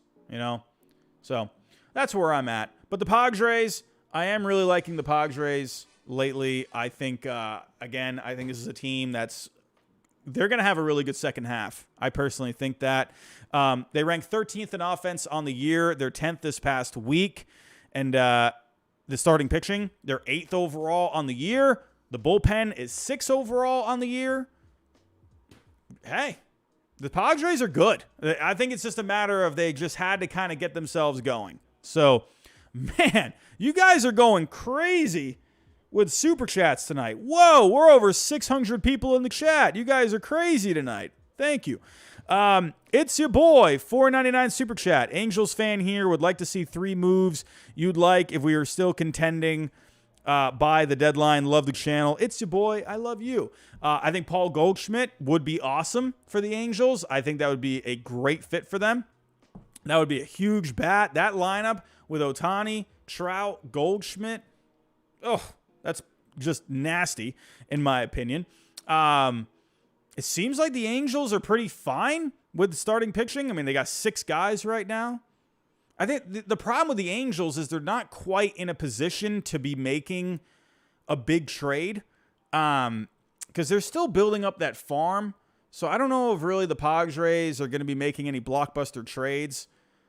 I mean, if we were to look at the pitching, the Angels bullpen, I will say, Angels bullpen has actually been pretty solid this year too. They're 10th overall in Fangraph WAR. So I think if they could, sure, you could make an upgrade with the pitching staff or the rotation, sorry. Of course, you could always make an upgrade.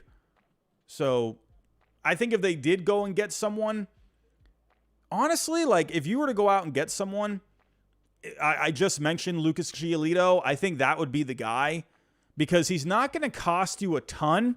He'll cost you a couple of prospects for sure, but he's not going to break the bank.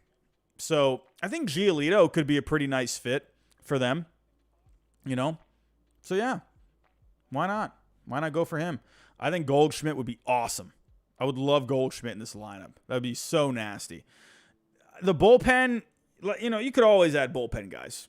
Always. But they did just recently bring up Sam Bachman. I love that. He's been really good lately for them. So Bachman, hey, I like that. I don't know. If I were to make 3 moves, I would go Goldschmidt. I would go Giolito or like someone like him. And if the Red Sox fall out of it, maybe James Paxton goes back to the West. That could be pretty nice for them. I think just a rental for them, I think, is kind of where they're going to be, personally. All right, moving on. Here we go.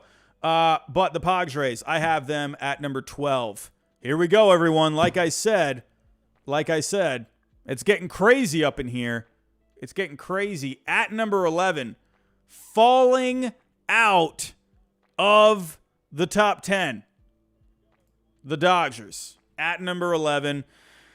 Man, not a good weekend for the Dodgers. They actually did start off the week okay. They won 2 out of 3 against the White Sox, but then they got swept by the Giants. The offense overall ranks 4th, but they're 28th in the last 7. Mookie Betts, Will Smith, they've been okay, but the offense is slumping. So not good, considering they have a lot of injuries with this pitching staff right now. So you kind of need the offense to start carrying you a little bit, and they're not doing that. So as for the pitching, They're 12th in starting pitching on the year, but like I said, you're having a lot of injuries lately. 23rd in Fangraph WAR over the last 7.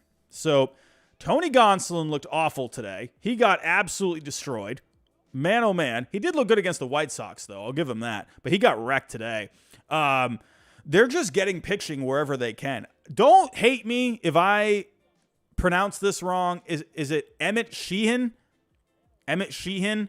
He did come up from Double-A recently, and he has looked pretty good. He looked pretty good against the Giants, but he has looked pretty good in the minor leagues. Actually, really good numbers in the minor leagues. He should be getting another start, according to Dave Roberts, but that is where the Dodgers will excel, is they have depth, right, in the organization. So they can go down into the minors and they can call up some guys, but you can't rely on that. Like, that's good to call upon, when a guy goes down here and there, but they're having guys going down left and right. Urias, had the setback.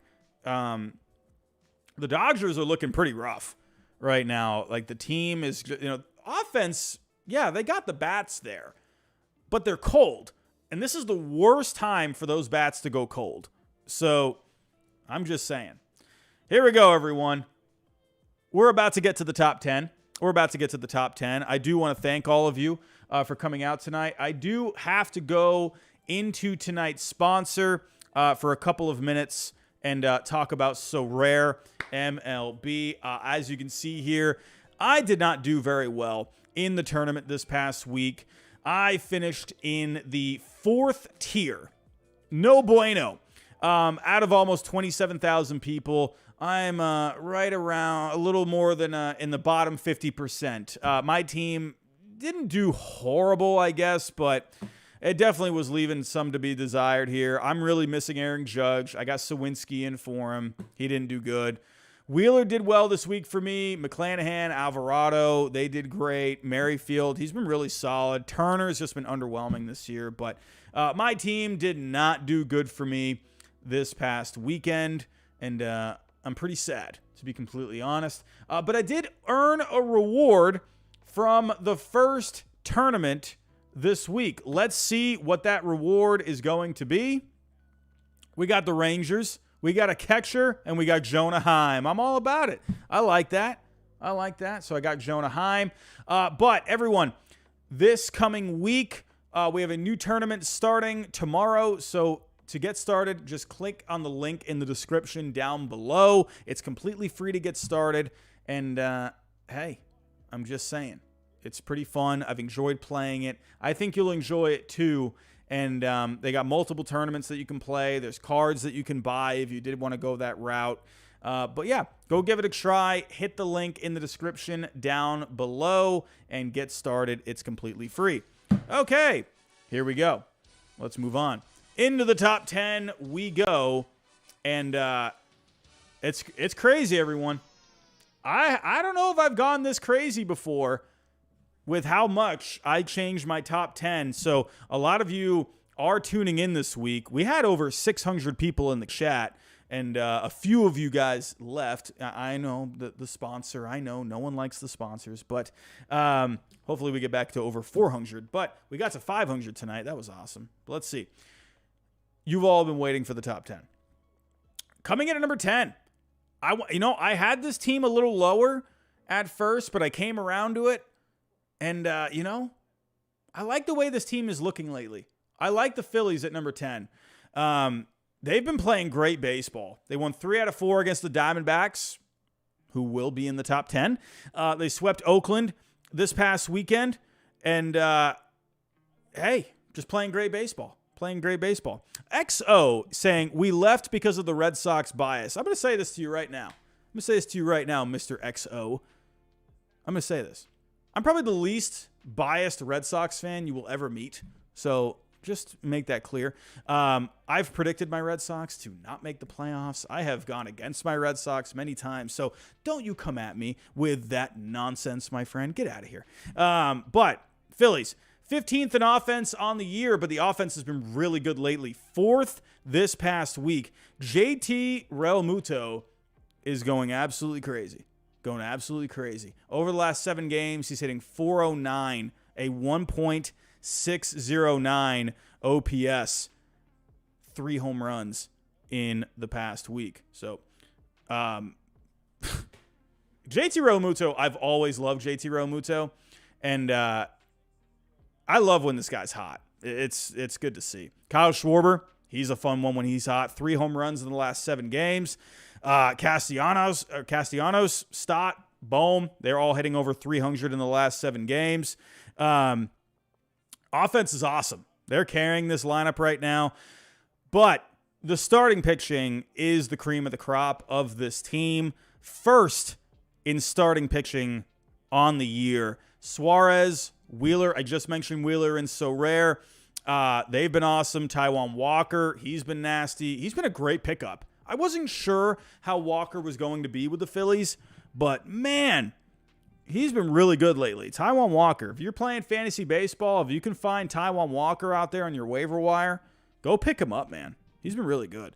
Nola, Nola's been a disappointment this year. I really thought Nola could have been just really solid, and he's just been, I don't know, he's not bad, but he just hasn't really been what I thought he would. But overall, starting pitching has been really good. The bullpen has been struggling a little bit lately, so I will say that. It's but overall, the Phillies, I just like the way this team is playing. Offense is waking up. They have the best starting pitching on the year. That, to me, is a top 10 team. So when you can hit and when you can pitch, I think you're top 10. We got a couple super chats here. Gabe Hunkin, I don't mind the Red Sox, but I've had beef with you, all of you, since you decided to ship Mookie out here to the hated rivals, Go Giants. Mookie Betts. I love Mookie, man. That was a tough time, but I knew, I knew it was going to happen, and I understood why it happened, and it was kind of like one of those things. And to me, it was like, the Red Sox didn't want to get in a bidding war over him, and he said he was going to test the free agent market. So I understood where the Red Sox were coming from. Mookie here, I would still, obviously he would be amazing, to still have on the team, but it is what it is. I've had many players, come and gone, since I've become a Red Sox fan over the year, 25 years ago. I'm used to it. So to me, when, seeing Mookie leave, hey, it sucked, but what can you do? But your Giants are doing great, so I'm glad that you're having a good time lately. Gabe, thank you for the super chat. Metro customer, how you doing? Robbie, what starting pitching and bullpen pitching should the Dodgers go after at the trade deadline? I love your channel. Well, I love you, Metro customer. You're awesome. It's the same names, right? I've been mentioning Lucas Giolito, guys like that. Lance Lynn, I know this might sound crazy, but like Lance Lynn, I know how, as bad as he has been, that can actually really go in a team's favor, because if you can basically get Lance Lynn for nothing at this point. And if a team can figure out how to fix him, man, that could end up being like a steal at the deadline. I will say that. Now, again, I know he's been pretty bad, but if you can just get him right, yeah, that could really go a long way. And you could basically get him for really nothing, maybe a prospect and a ham sandwich. So I think the Dodgers, I think just a guy, honestly, what they really need, they need innings. That's just the big thing. It's who can give the innings. I don't think they need to go out there and go, get a guy that's going to dominate. I think, yeah, that would be great, obviously. But I think personally, a guy that is just going to just give you the innings, help you get through that second half. Sure, there's going to be some bullpen guys out there, Aroldis Chapman. You have Barlow out there. Could possibly someone like an Alex Lang on the Tigers be available? Could Shane Bieber be a guy? That's going to be the one that a lot of people are going to focus on if the Guardians fall out of it. But Bieber's going to be expensive. Corbin Burns, that could be another guy. But if one team can go get Shane Bieber or Corbin Burns, it is the Dodgers. I will say that. So yeah, if the Dodgers could land one of those guys, that'd be great. But I don't think they really need to. I think if they can just get an innings eater, so you could even just go like someone like a Giolito, right? Like I think that's something that would go a long way for them. They really just need to make it through the second half. That's the thing. So, but yeah, of course, Bieber would be awesome for them if they could do it. So, thank you for the super chat, Metro customer. You are awesome. You guys have been killing it. You have been killing it with the super chats tonight. I am very grateful with that. Like, you guys have been just going crazy. Greatly appreciated. As for back to the top 10. So I got the Phillies at number 10. Again, they're pitching, they're hitting. The Phillies are good. So that could be a bit of a stretch for some people. Last week, I had the Phillies. That's actually a huge jump for them for me. I had the Phillies last week at number 18. So that's a huge jump. So again, I'm going bold here tonight. We're going bold, just like the title says. Huge shakeup. All right, at number 9, I got the Astros. A tough weekend. They do drop for me. Last week I had the Astros at number 8, so they drop one spot. I'll give them a bit of a pass here. You just ran into a red-hot Reds team. When you run into red-hot teams, it tends not to go very well. So the Astros, I still think it's a good team. It's the Houston Astros. However, we can't keep leaning on the past success. This is 2023. These are the 2023 Astros. I think we need to accept the fact, and I think a lot of you already have. I think the Astros, they're not that team from last year. They're not that team from, even a couple of years ago, right? 3 years ago. This is a different Astros team. They're still pitching really well, but that offense, it's not as good as it's been in the last couple of years. They're 18th overall in offense on the year. Kyle Tucker, Altuve, and even Jose Abreu have been hot lately, so that's a good sign that Abreu's heating up. But Yordan Alvarez, oblique strain, that's tough. That offense was already underwhelming, and now he's going to be out for a month, so that's a big loss there. The starting pitching is the big part of this team, though. It's awesome. Hunter Brown, Christian Javier, Valdez, even France have been looking good. So you can count on the starting pitching with this Astros team. And the bullpen has been pretty solid all year. A little bumpy over the last week. But the Astros, pitching-wise, you don't got to worry. They did lose Lance McCullers Jr. He is going to be having season-ending elbow surgery. So that's tough. But I like the pitching with this Astros team. I know the offense is not what it's been. And, either way, though, I like this Astros team. They ran into a tough Reds team over the weekend, a hot Reds team, I mean. But, hey, I still got the Astros at number 9, but they are falling. It's very possible next week we could see the Astros out of the top 10. So, coming in at number 8. Who would have thought? Like, can we just, let's go back here. Let's go back beginning of the year. Who would have thought that the Marlins would be ahead of the Astros?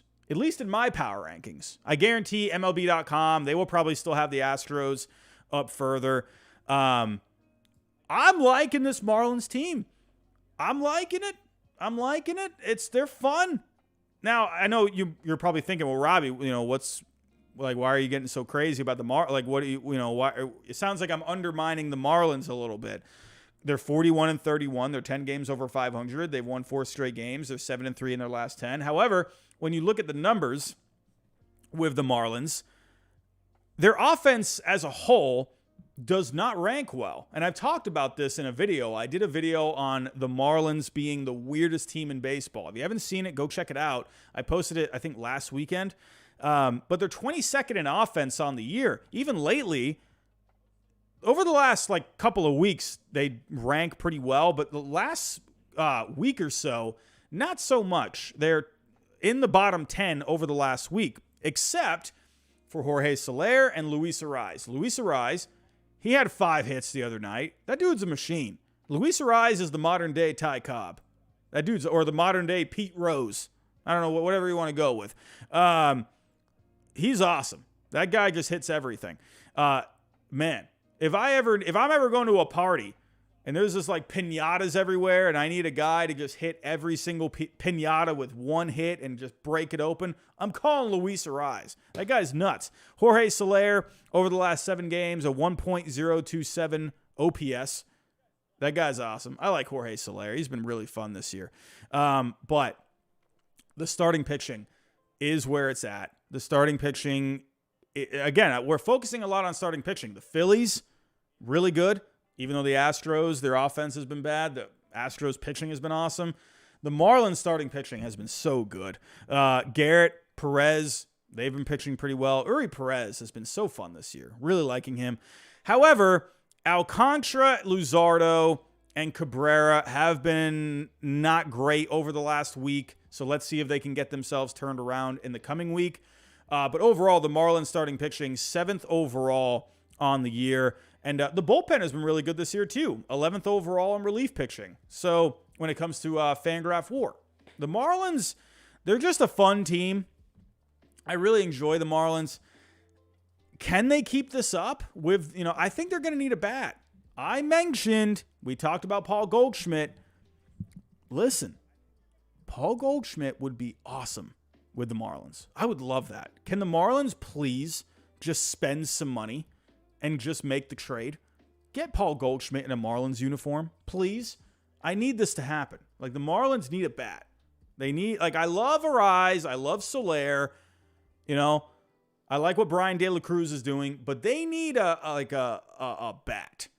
They need a good bat in that lineup. Please go get Paul Goldschmidt. So at number 8, the Marlins. Who would have thought? Here we go, everyone. Here we go. I know a lot of you people on the West Coast are watching right now. I wonder what other power rankings are going to do with this team. I don't know. I'm actually very curious. I'm curious to see what MLB.com does, The Athletic, all of them. I wonder where this team is going to go on different power rankings. I'm going with the San Francisco Giants, baby. I mean, it is Giants fever right now. They're hot. This team's good. This team is really good. When you look at the number, hey, I'm gonna share a secret with all of you. I'm gonna share a secret. So, when I'm coming up with my power rankings, right? When I tell you I look at the numbers, right? When I'm looking at starting pitching, when I'm looking at offense, right? When I'm looking at defense, even base running, right? Even a little bit of strength of schedule. The Giants, when I crunched all of my numbers together, the Giants were actually a top 3 team. And that's based off of where they rank offensively for the year, recent numbers with the offense, recent numbers with the pitching, including numbers like Sierra. I look at that number 2. The Giants right now, I'm going to say that 2 more times. Right now, one more time. Right now, I think the Giants are a top 3 team at this moment. I think if you started the playoffs, right now, I think the Giants would have a shot at actually going nuts in the playoffs. They're good. This Giants team is awesome right now. On the year, man, XO in the chat, man, you're not having fun here tonight, man. Listen, you might need a sandwich. You might need an ice cream sandwich even. That might make you cheer up a little bit. XO, we got to cheer up a little bit. Everyone, help XO cheer up in the chat. Please leave him an ice cream cone in the chat because he has just been a Debbie Downer all night. Ugh, XO, man. Have yourself some ice cream. But The Giants, 8th in offense on the year, but 1st in offense this past week. My goodness. They're just hitting like crazy right now. Let me actually go pull up some numbers because it's this Giants team is hitting like crazy. All right, here we go. They got a couple of guys here. And actually, I'm even leaving out a couple of guys because MLB.com's not showing them. Lamont Wade, man, he's been hitting really well. 333 average over his last 5 games. Crawford is hitting 450 over his last 6. Patrick Bailey is hitting 318 over his last 5 with a 545 slugging. I mean, Mike Yastrzemski, the batting average and on base is low, but the slugging is almost at 6. He's got a couple of home runs. He actually just played his 500th game today, I believe. Man, there's a couple other guys not showing up in here, but they are getting a lot of offense right now on this team. It's pretty fun to watch. Oh, the other 2 guys that aren't I don't know why they're not coming up here. Are Jock Peterson and Tyro Estrada. Like, that's insane. Like, I don't know why these guys aren't here. But these guys each have a couple of homers over the last week. Everyone is contributing. And it's been just really fun to watch. And Logan Webb today, he pitched awesome. I love Logan Webb. Logan Webb is one of my favorite pitchers in the game. He was really good against the Dodgers today. He went 7 innings. I think he gave up 2 runs, I believe, but really solid. Alex Wood, he picked up the W the other day. A couple other guys in the rotation, not really getting a whole lot of innings, but the bullpen's stepping up for the Giants this year. They're 12th in relief pitching. Listen, I said this about the Giants.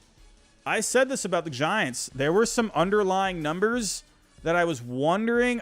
Listen, if you go check back like over the last like maybe 3 streams ago or like 4 power rankings ago, I said there was something interesting about the Giants. If someone can go find that for me. I don't know what stream, I don't know what power rankings that was, but I said the Giants, man, they could be pretty good. And here they are, playing really well. I got a super chat coming in.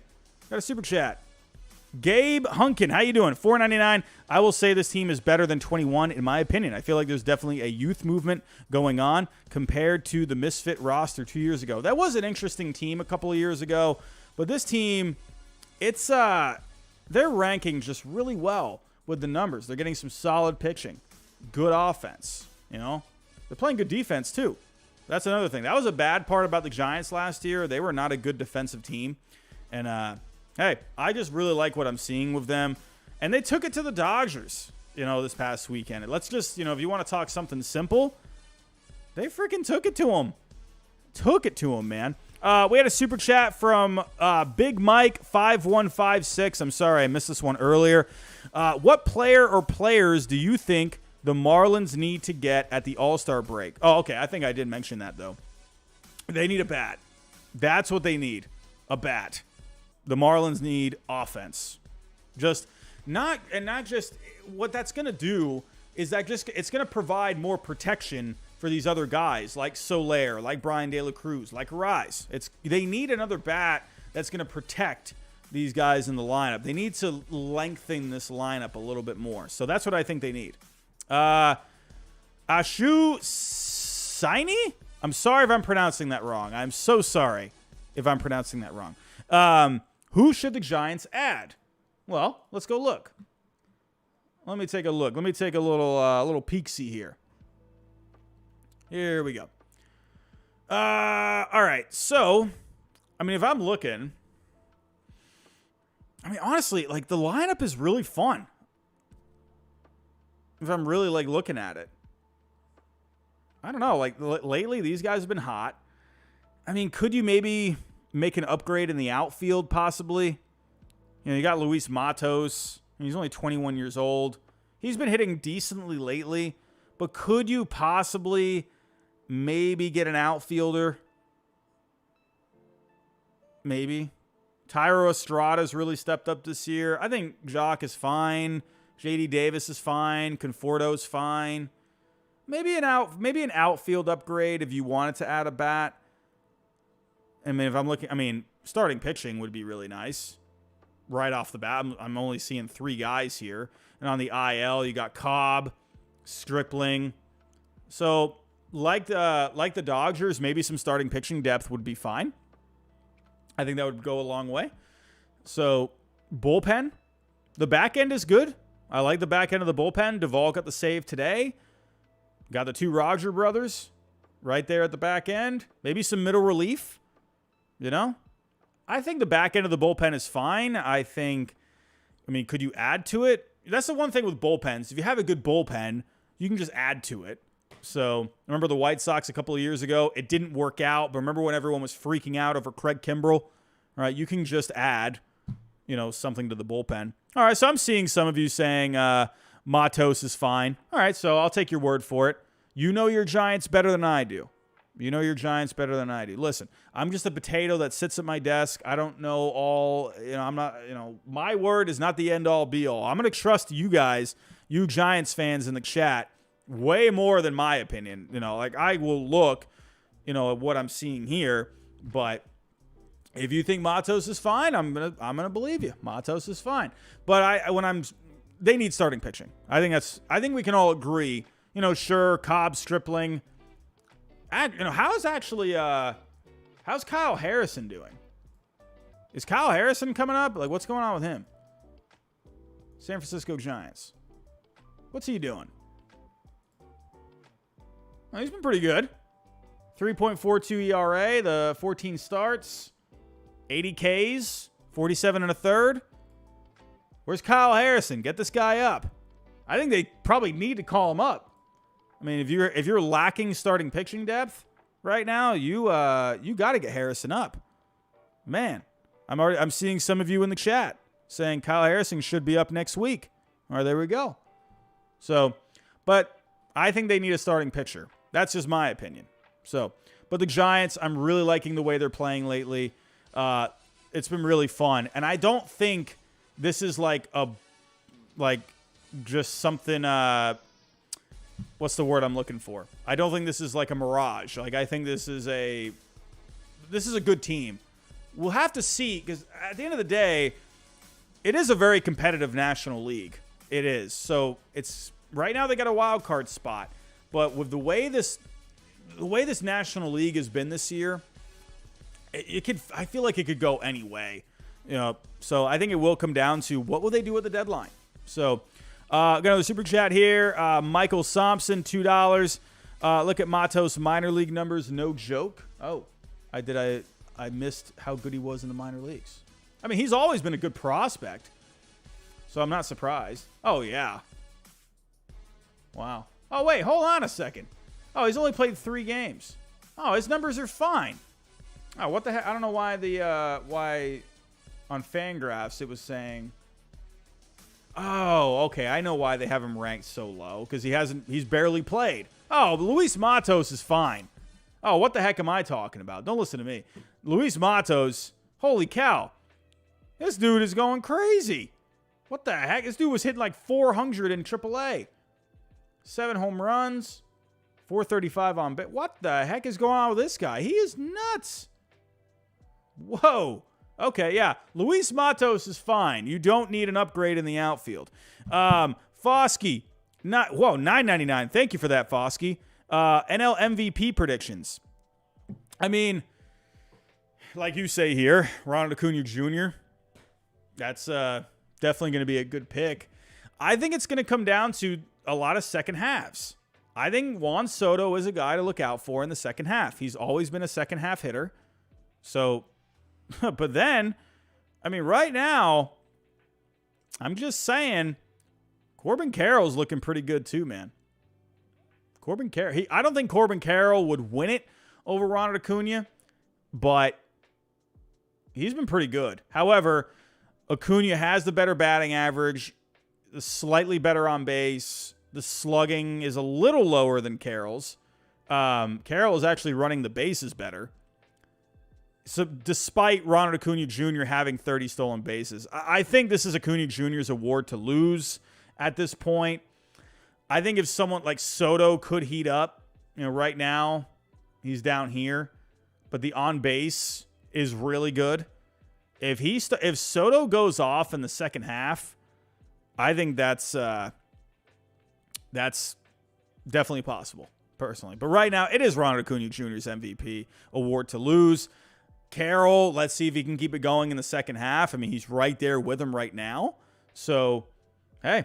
But right now, I will say this until the day I die. I picked Ronald Acuna Jr. to win the MVP 2 years ago, and then his knee blew out. And that dude was well on his way to an MVP. I should have picked him this year. Ballcap Sports picked Ronald Acuna Jr. to win the MVP this year. Great pick. Great instincts there. That was awesome. He's awesome this year. Gotta love it. We have what else here? What else?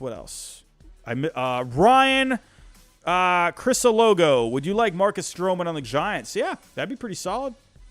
Marcus Stroman's going to give you innings. So it's going to cost you a little bit to get Stroman. Actually, I mean, no, Stroman really won't cost you a whole lot because he has the option after he can opt out. So Stroman won't cost you a whole bunch. I think he could be a good pickup for the Giants for sure. Oscar, how you doing, my friend? What do you think the Giants can do with Bart? Man, Joey Bart, man, I remember this is a guy, this is like the next great catcher, and he is just not really panned out. I mean, Patrick Bailey, like, when they picked Patrick Bailey, I thought something there. I mean, like, there was something there. So I'm thinking, like, why would they pick a catcher with such a high pick? When they did that, I really thought there was, like, something going on with Bart that they just didn't like. So, I don't know what you do with the guy. Is he, he's in AAA right now. Like, man, I don't know. There's got to be something there. Like, if he hasn't figured it out by now, I think you got to be a little worried. He hasn't even been hitting in the minors right now. He's hitting 186. Like, that's not good. He has not produced really at all. Like, he did well in AAA last year, like over 7 games. But then in AAA in 2021, he was hitting well then. I don't know, man. I wonder, could he end up being possibly trade bait? Could you maybe ship him off somewhere? Do the Giants feel like maybe they can't really do much else? He's 26 years old. So, I don't know, man. I don't know. Austin Slater as well. Oh, yeah, I've always liked Austin Slater. This is a guy that had good advanced numbers in the past, and he just never really showed when it came to the stats on the paper. But, like, exit velocity has always looked good with Austin Slater. I like Austin Slater a lot. So, let's get back to it. Let's get back to it here. So, I got the Giants at number 7. That's a big one. I think last week I had the Giants at 15 last week. So that's a huge jump. Big jump for the San Francisco Giants. At number 6, this team is good. I think they're for real. I think we might actually. I'm not trying to jinx them. I'm knocking on wood. I think this team might be for real.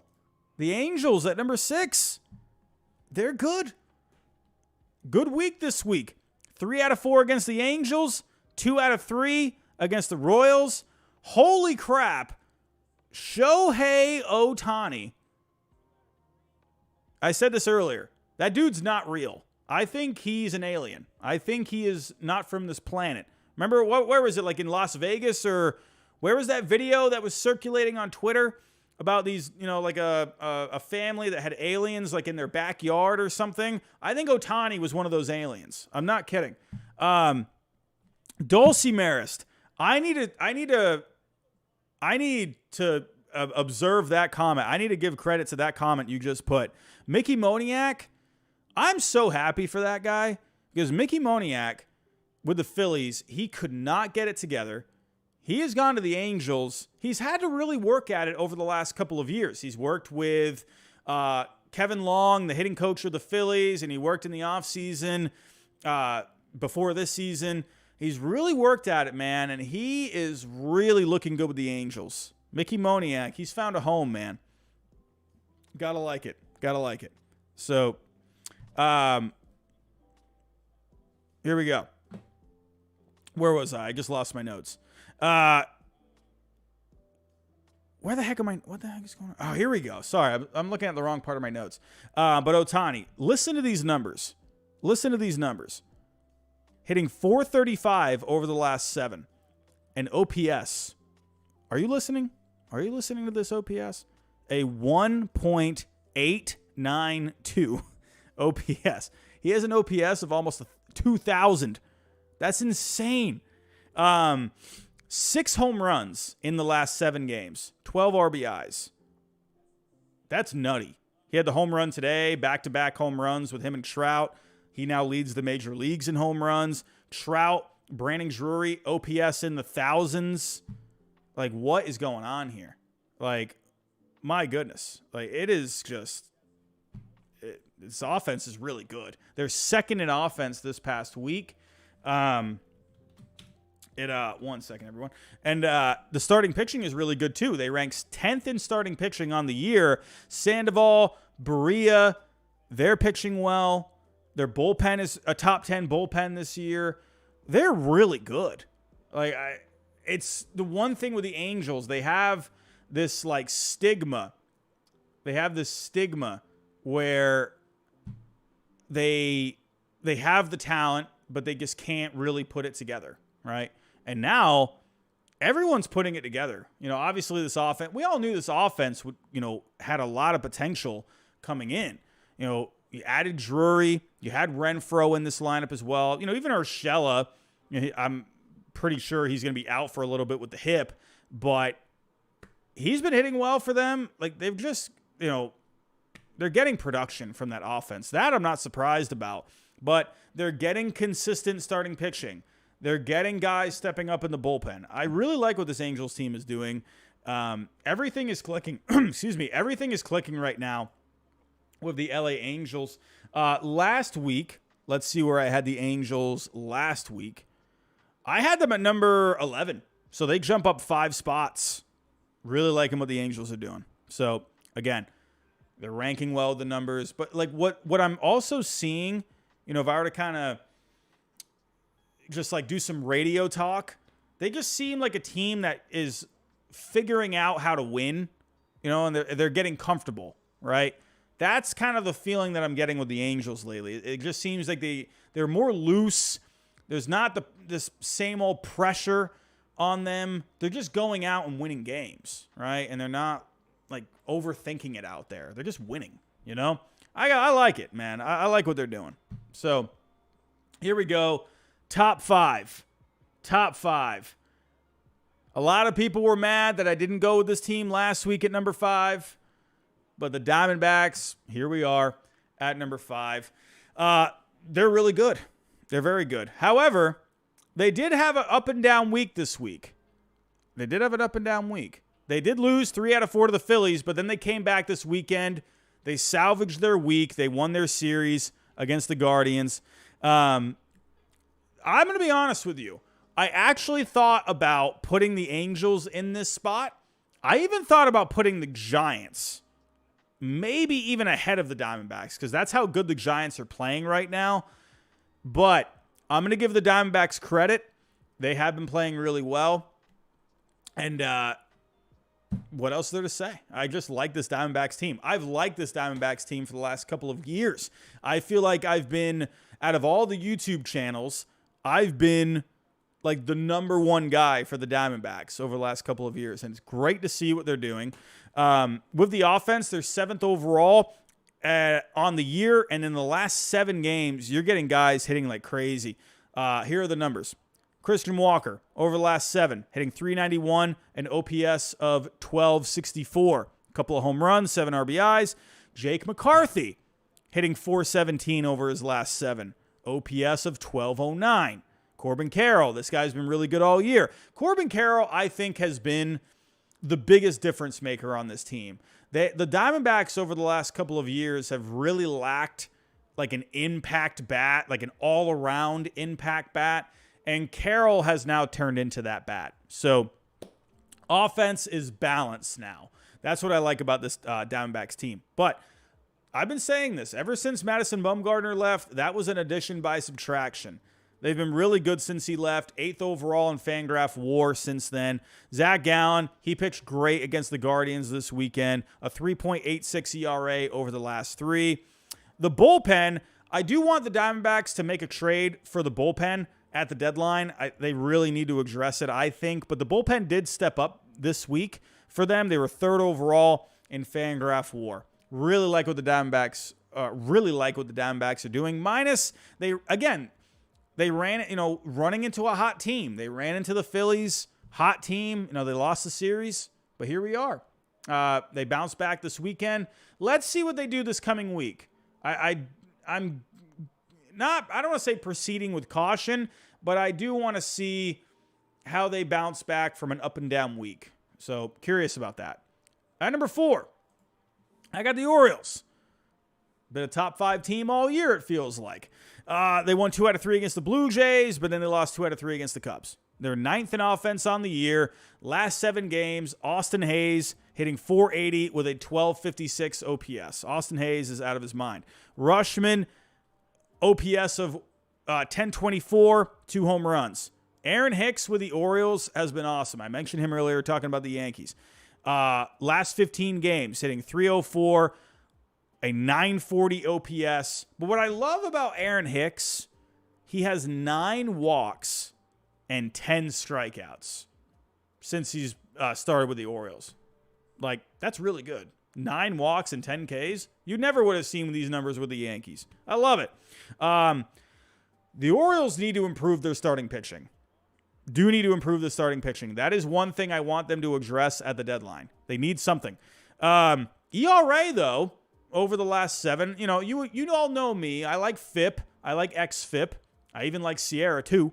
ERA, I like ERA. It's fine, but I prefer other numbers. But the ERA over the last 7 is a 3.50.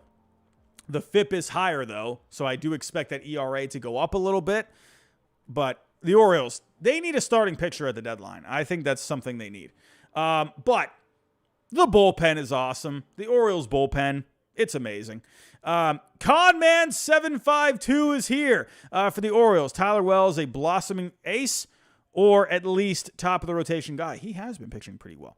Also, would love to see Goldie replace Mountie at first. I said the Orioles in my video the other day for a good destination for Paul Goldschmidt. If you could add that bat and then Mountcastle can be the DH, that'd be so good.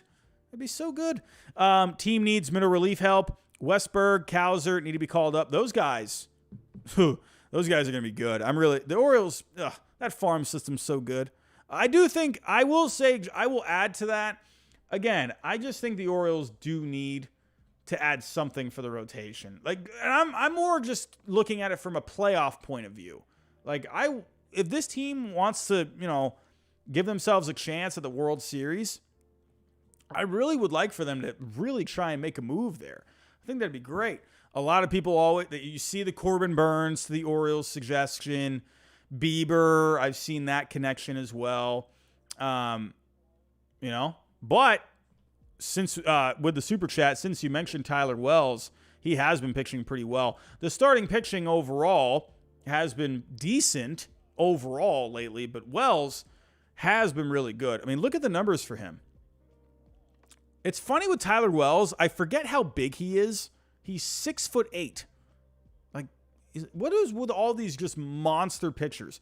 The one thing with Tyler Wells is I'm looking at the ERA. It's a 3.20, and the FIP is a 4.43. So the FIP worries me a little bit. However, let's go look at some splits. Let's look at the monthly breakdown, and let's see.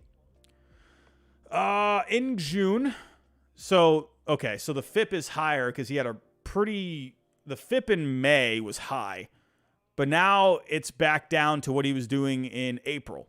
So it's a 3.75 now. And so that looks better. But yeah, that tough May kind of messed it up a little bit. But overall, Tyler Wells, the guy's got good stuff, good slider, good velocity. So overall, yeah, don't got to worry about him. But I would like for them, don't get me wrong, I like Gibson. I like Kramer. I like Bradish. Can Grayson Rodriguez come back eventually? I just want, will they be able to add it this trade deadline? I don't know. Or is that going to be more of like an off-season kind of a move? I think a guy like Burns would be really awesome, but do they even want to do that? Do they even want to go that approach? Because I think the Orioles, I honestly think they really want to hang on to their farm. They give me that impression of how they've approached, especially how they approached the offseason, last year, not giving up any guys, not going out and spending money, I like what they're doing. They made that, small trade for like Cole Irvin in the offseason. Other than that, they haven't really gone like crazy, making big trades. They have hung on to their prospects and, they've made like small additions like in the free agent market. I just think they're really trying to take that long road, so I wonder if they even want to go out there and go get someone like Burns. So, but yeah, Orioles, they're doing great lately. These guys are hitting for them. They're getting good starting pitching. The bullpen is the best in baseball. I like the Orioles. What else is there to say? Moving on. At number 3, we have a change here.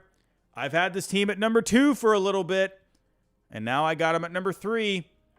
I got the Texas Rangers at number 3. An up and down week. Remember I mentioned they lost 3 out of 4 to the Angels, but then they won 2 out of 3 against the Blue Jays. They're second in offense on the year. Last 7, Corey Seager, this guy's been crazy, hitting .429, a 1408 OPS, 3 home runs. Leody Taveras, a 1093 OPS, 3 home runs. He's been really good over the last 7. Starting pitching is 5th on the year in Fangraph WAR, but they have been struggling lately. Minus Evaldi. They did call Owen White up. He got hit around a little bit over a couple innings, so he got sent back down. Bullpen has been struggling this week. The Rangers, not a great week for them. So I'm looking for a bounce back week this coming week. But yeah, Dulce Marist, Odalis Garcia, he's been amazing this year. So yeah, the Rangers, that offense does not worry me at all. I want them to add some pitching though. At number 2, I had this team at number 2 a little while back, and they are back in the 2 spot. The Atlanta Braves, good week for them. They won 2 out of 3 against the Tigers. They swept the Rockies. Now, I know that's a pretty easy schedule, but they dominated. Absolutely dominated this past week. They took it to these teams. Let me actually pull up here the Braves. Holy crap. Let's look at this. Look at these numbers over the last 7 games. These guys are just going off. Eddie Rosario, OPS of 1614. Michael Harris, 1499. Ozzie Albies, 1330. Arcia, 1100. Look at Eddie Rosario. He's got 5 home runs in the last 6 games with 11 RBIs. Michael Harris, 3 home. Finally, Michael Harris is really waking up here. Goodness gracious, 3 home runs for him. Albies with 10 RBIs in the last 7. Holy crap, this offense is going crazy. These guys are nuts. And then Ronald Acuna Jr., I mean, what else is there to say?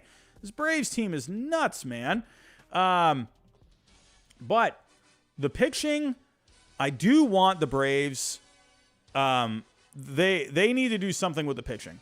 I will say that right now. They're going to have to do something with the starting pitching. Because they are 20th overall on the year, and they're 29th in the last 7. They just bashed their way this past week. I loved it. And hey, they won a lot of games this week. So I bumped them up to number 2. And at number 1, We got the Rays. However, I knew he was going to be here. I knew it. Sound FX. There he is. $10 super chat. Before I get to holy crap, guys, you've been nuts with the super chats tonight. Seriously, like that makes me feel like warm and fuzzy inside. Like seriously, you guys are going crazy. $10 super chat. Sound FX. Braves at number 2. Hail, yeah. Took 2 of 3 at Detroit. Swept Colorado out of Truist Park in 4. Tough week ahead as we're on the road against, that's going to be a tough week. That's going to be a fun week for the Braves against hot teams, the Phillies and the Reds. Time for revengeance. Money Mike for player of the month. Sound FX, good week for you. Loyal Braves fan in our community. I love that you're having a good week, man. And like you said, it's going to be a fun week. The Braves have been playing, they're playing great baseball right now, but they're also playing teams that are also playing great baseball. Phillies and the Reds, I think that's going to be good tests for those teams as well. And what else is there to say? The Braves are good. They do need to add some starting pitching. I keep saying Lucas Giolito, but that would be a guy. I hate bringing him. I hate bringing up one name all the time. But again, someone like that is going to be perfect for them. At number 1, I got the Rays. Honestly, the Rays did not have a great week. They split with the A's, and they lost 2 out of 3 to the Padres this weekend. So, I'm just saying, could we maybe see the Rays lose their grasp on the number 1 spot at some point? I don't think so. I think the Rays are going to be holding on to this spot for quite a bit, but who knows, man? We got some teams here.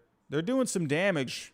Could the Rays maybe be in jeopardy of losing the 1 spot? I don't know. The offense is number 1 on the year. Isaac Paredes, he's been hitting really well. A lot of guys, they've been hitting so well for the Rays this year. Franco, Rosarena, these guys are great. Starting pitching. They're 12th in starting pitching on the year. McClanahan, Eflin, they've been doing pretty well lately. The bullpen, though, 26 overall on the year. That's the one thing that scares me about the Rays is their bullpen. I don't know. Glasnow, he's been pitching decently since coming back. So they're getting the depth in the starting pitching back, but I think they're going to have to add some more depth. That's just kind of where I'm coming from personally. I'm still keeping them at the number 1 spot, but I feel like we're starting to see some cracks with the Rays. Not a great week this past week, so got to keep your eyes on them, because these other teams, they're starting to get hot. The Giants are getting hot. The Angels are playing really well. The Rangers are always dangerous. The Orioles, they're always on their tails, But here we go. That's my top 30. This is my top 10. I got the Rays, Braves, Rangers, Orioles, Diamondbacks, Angels, Giants, Marlins, Astros, Phillies. But yeah, we had a crazy power rankings this week, everyone. Crazy power rankings. Even 20 through 11 is pretty crazy. The Dodgers at 11. Padres on their tails at number 12. Twins at 13. Right now, my Red Sox, I'm feeling them a little bit more than the Blue Jays and the Yankees right now. The Reds are red hot. Number 17 could be a little low for some people, but for me, it feels just right. I think the Mariners, they're close, but they got to put it together. It's I don't know if it's a matter of when or if it's a matter of if. I'm still not sure with this Mariners team. Great pitching, but the offense doesn't feel fully there. The Brewers, I'm not a fan of the Brewers, honestly. The Cubs, they're playing better lately. And then in the bottom 10, we got the Pirates, Henry Davis coming up. I'm excited about that. The Cardinals and the Mets, huge disappointments this year. Guardians, White Sox, who knows with that Central Division. Nationals, Tigers, Rockies, Royals, and soon to be the Las Vegas A's coming in at number 30. Everyone, and I've said this like a million times. I know I don't like to keep repeating myself a lot. I tend to do that. But really, thank you for the super chats tonight. Like, you guys are amazing. Like, I feel blessed to even get that, like, from all of you. Like, really, that means a lot to me that you guys went crazy with super chats tonight. And just having all of you here. We had over 500 people for the first time in Power Rankings this year. We hit 600 at one point. You guys are awesome. I love all of you. Thank you so much for coming out tonight. If you can, on the way out, hit the like button for me. And if you are new, subscribe down below. We're getting a lot of new subscribers lately, so I want to thank all of the new subscribers lately. And don't forget, I have been posting some videos. I posted the rise and fall and rise of the Cincinnati Reds yesterday, so go check that out if you haven't yet. I posted a video about some trades with Paul Goldschmidt. Last week, I put a video about the Marlins, the weirdest team in baseball. But yeah, go check out any videos, whatever your heart may desire. Everyone, I'm out of here. As always, thank you. I love all of you. Have yourself a good coming week. Man, weekend's over just like that. I'm on summer vacation, so I don't really know the difference. So it feels pretty nice. Everyone, have yourself a great night. And as always, I'll talk to you next time.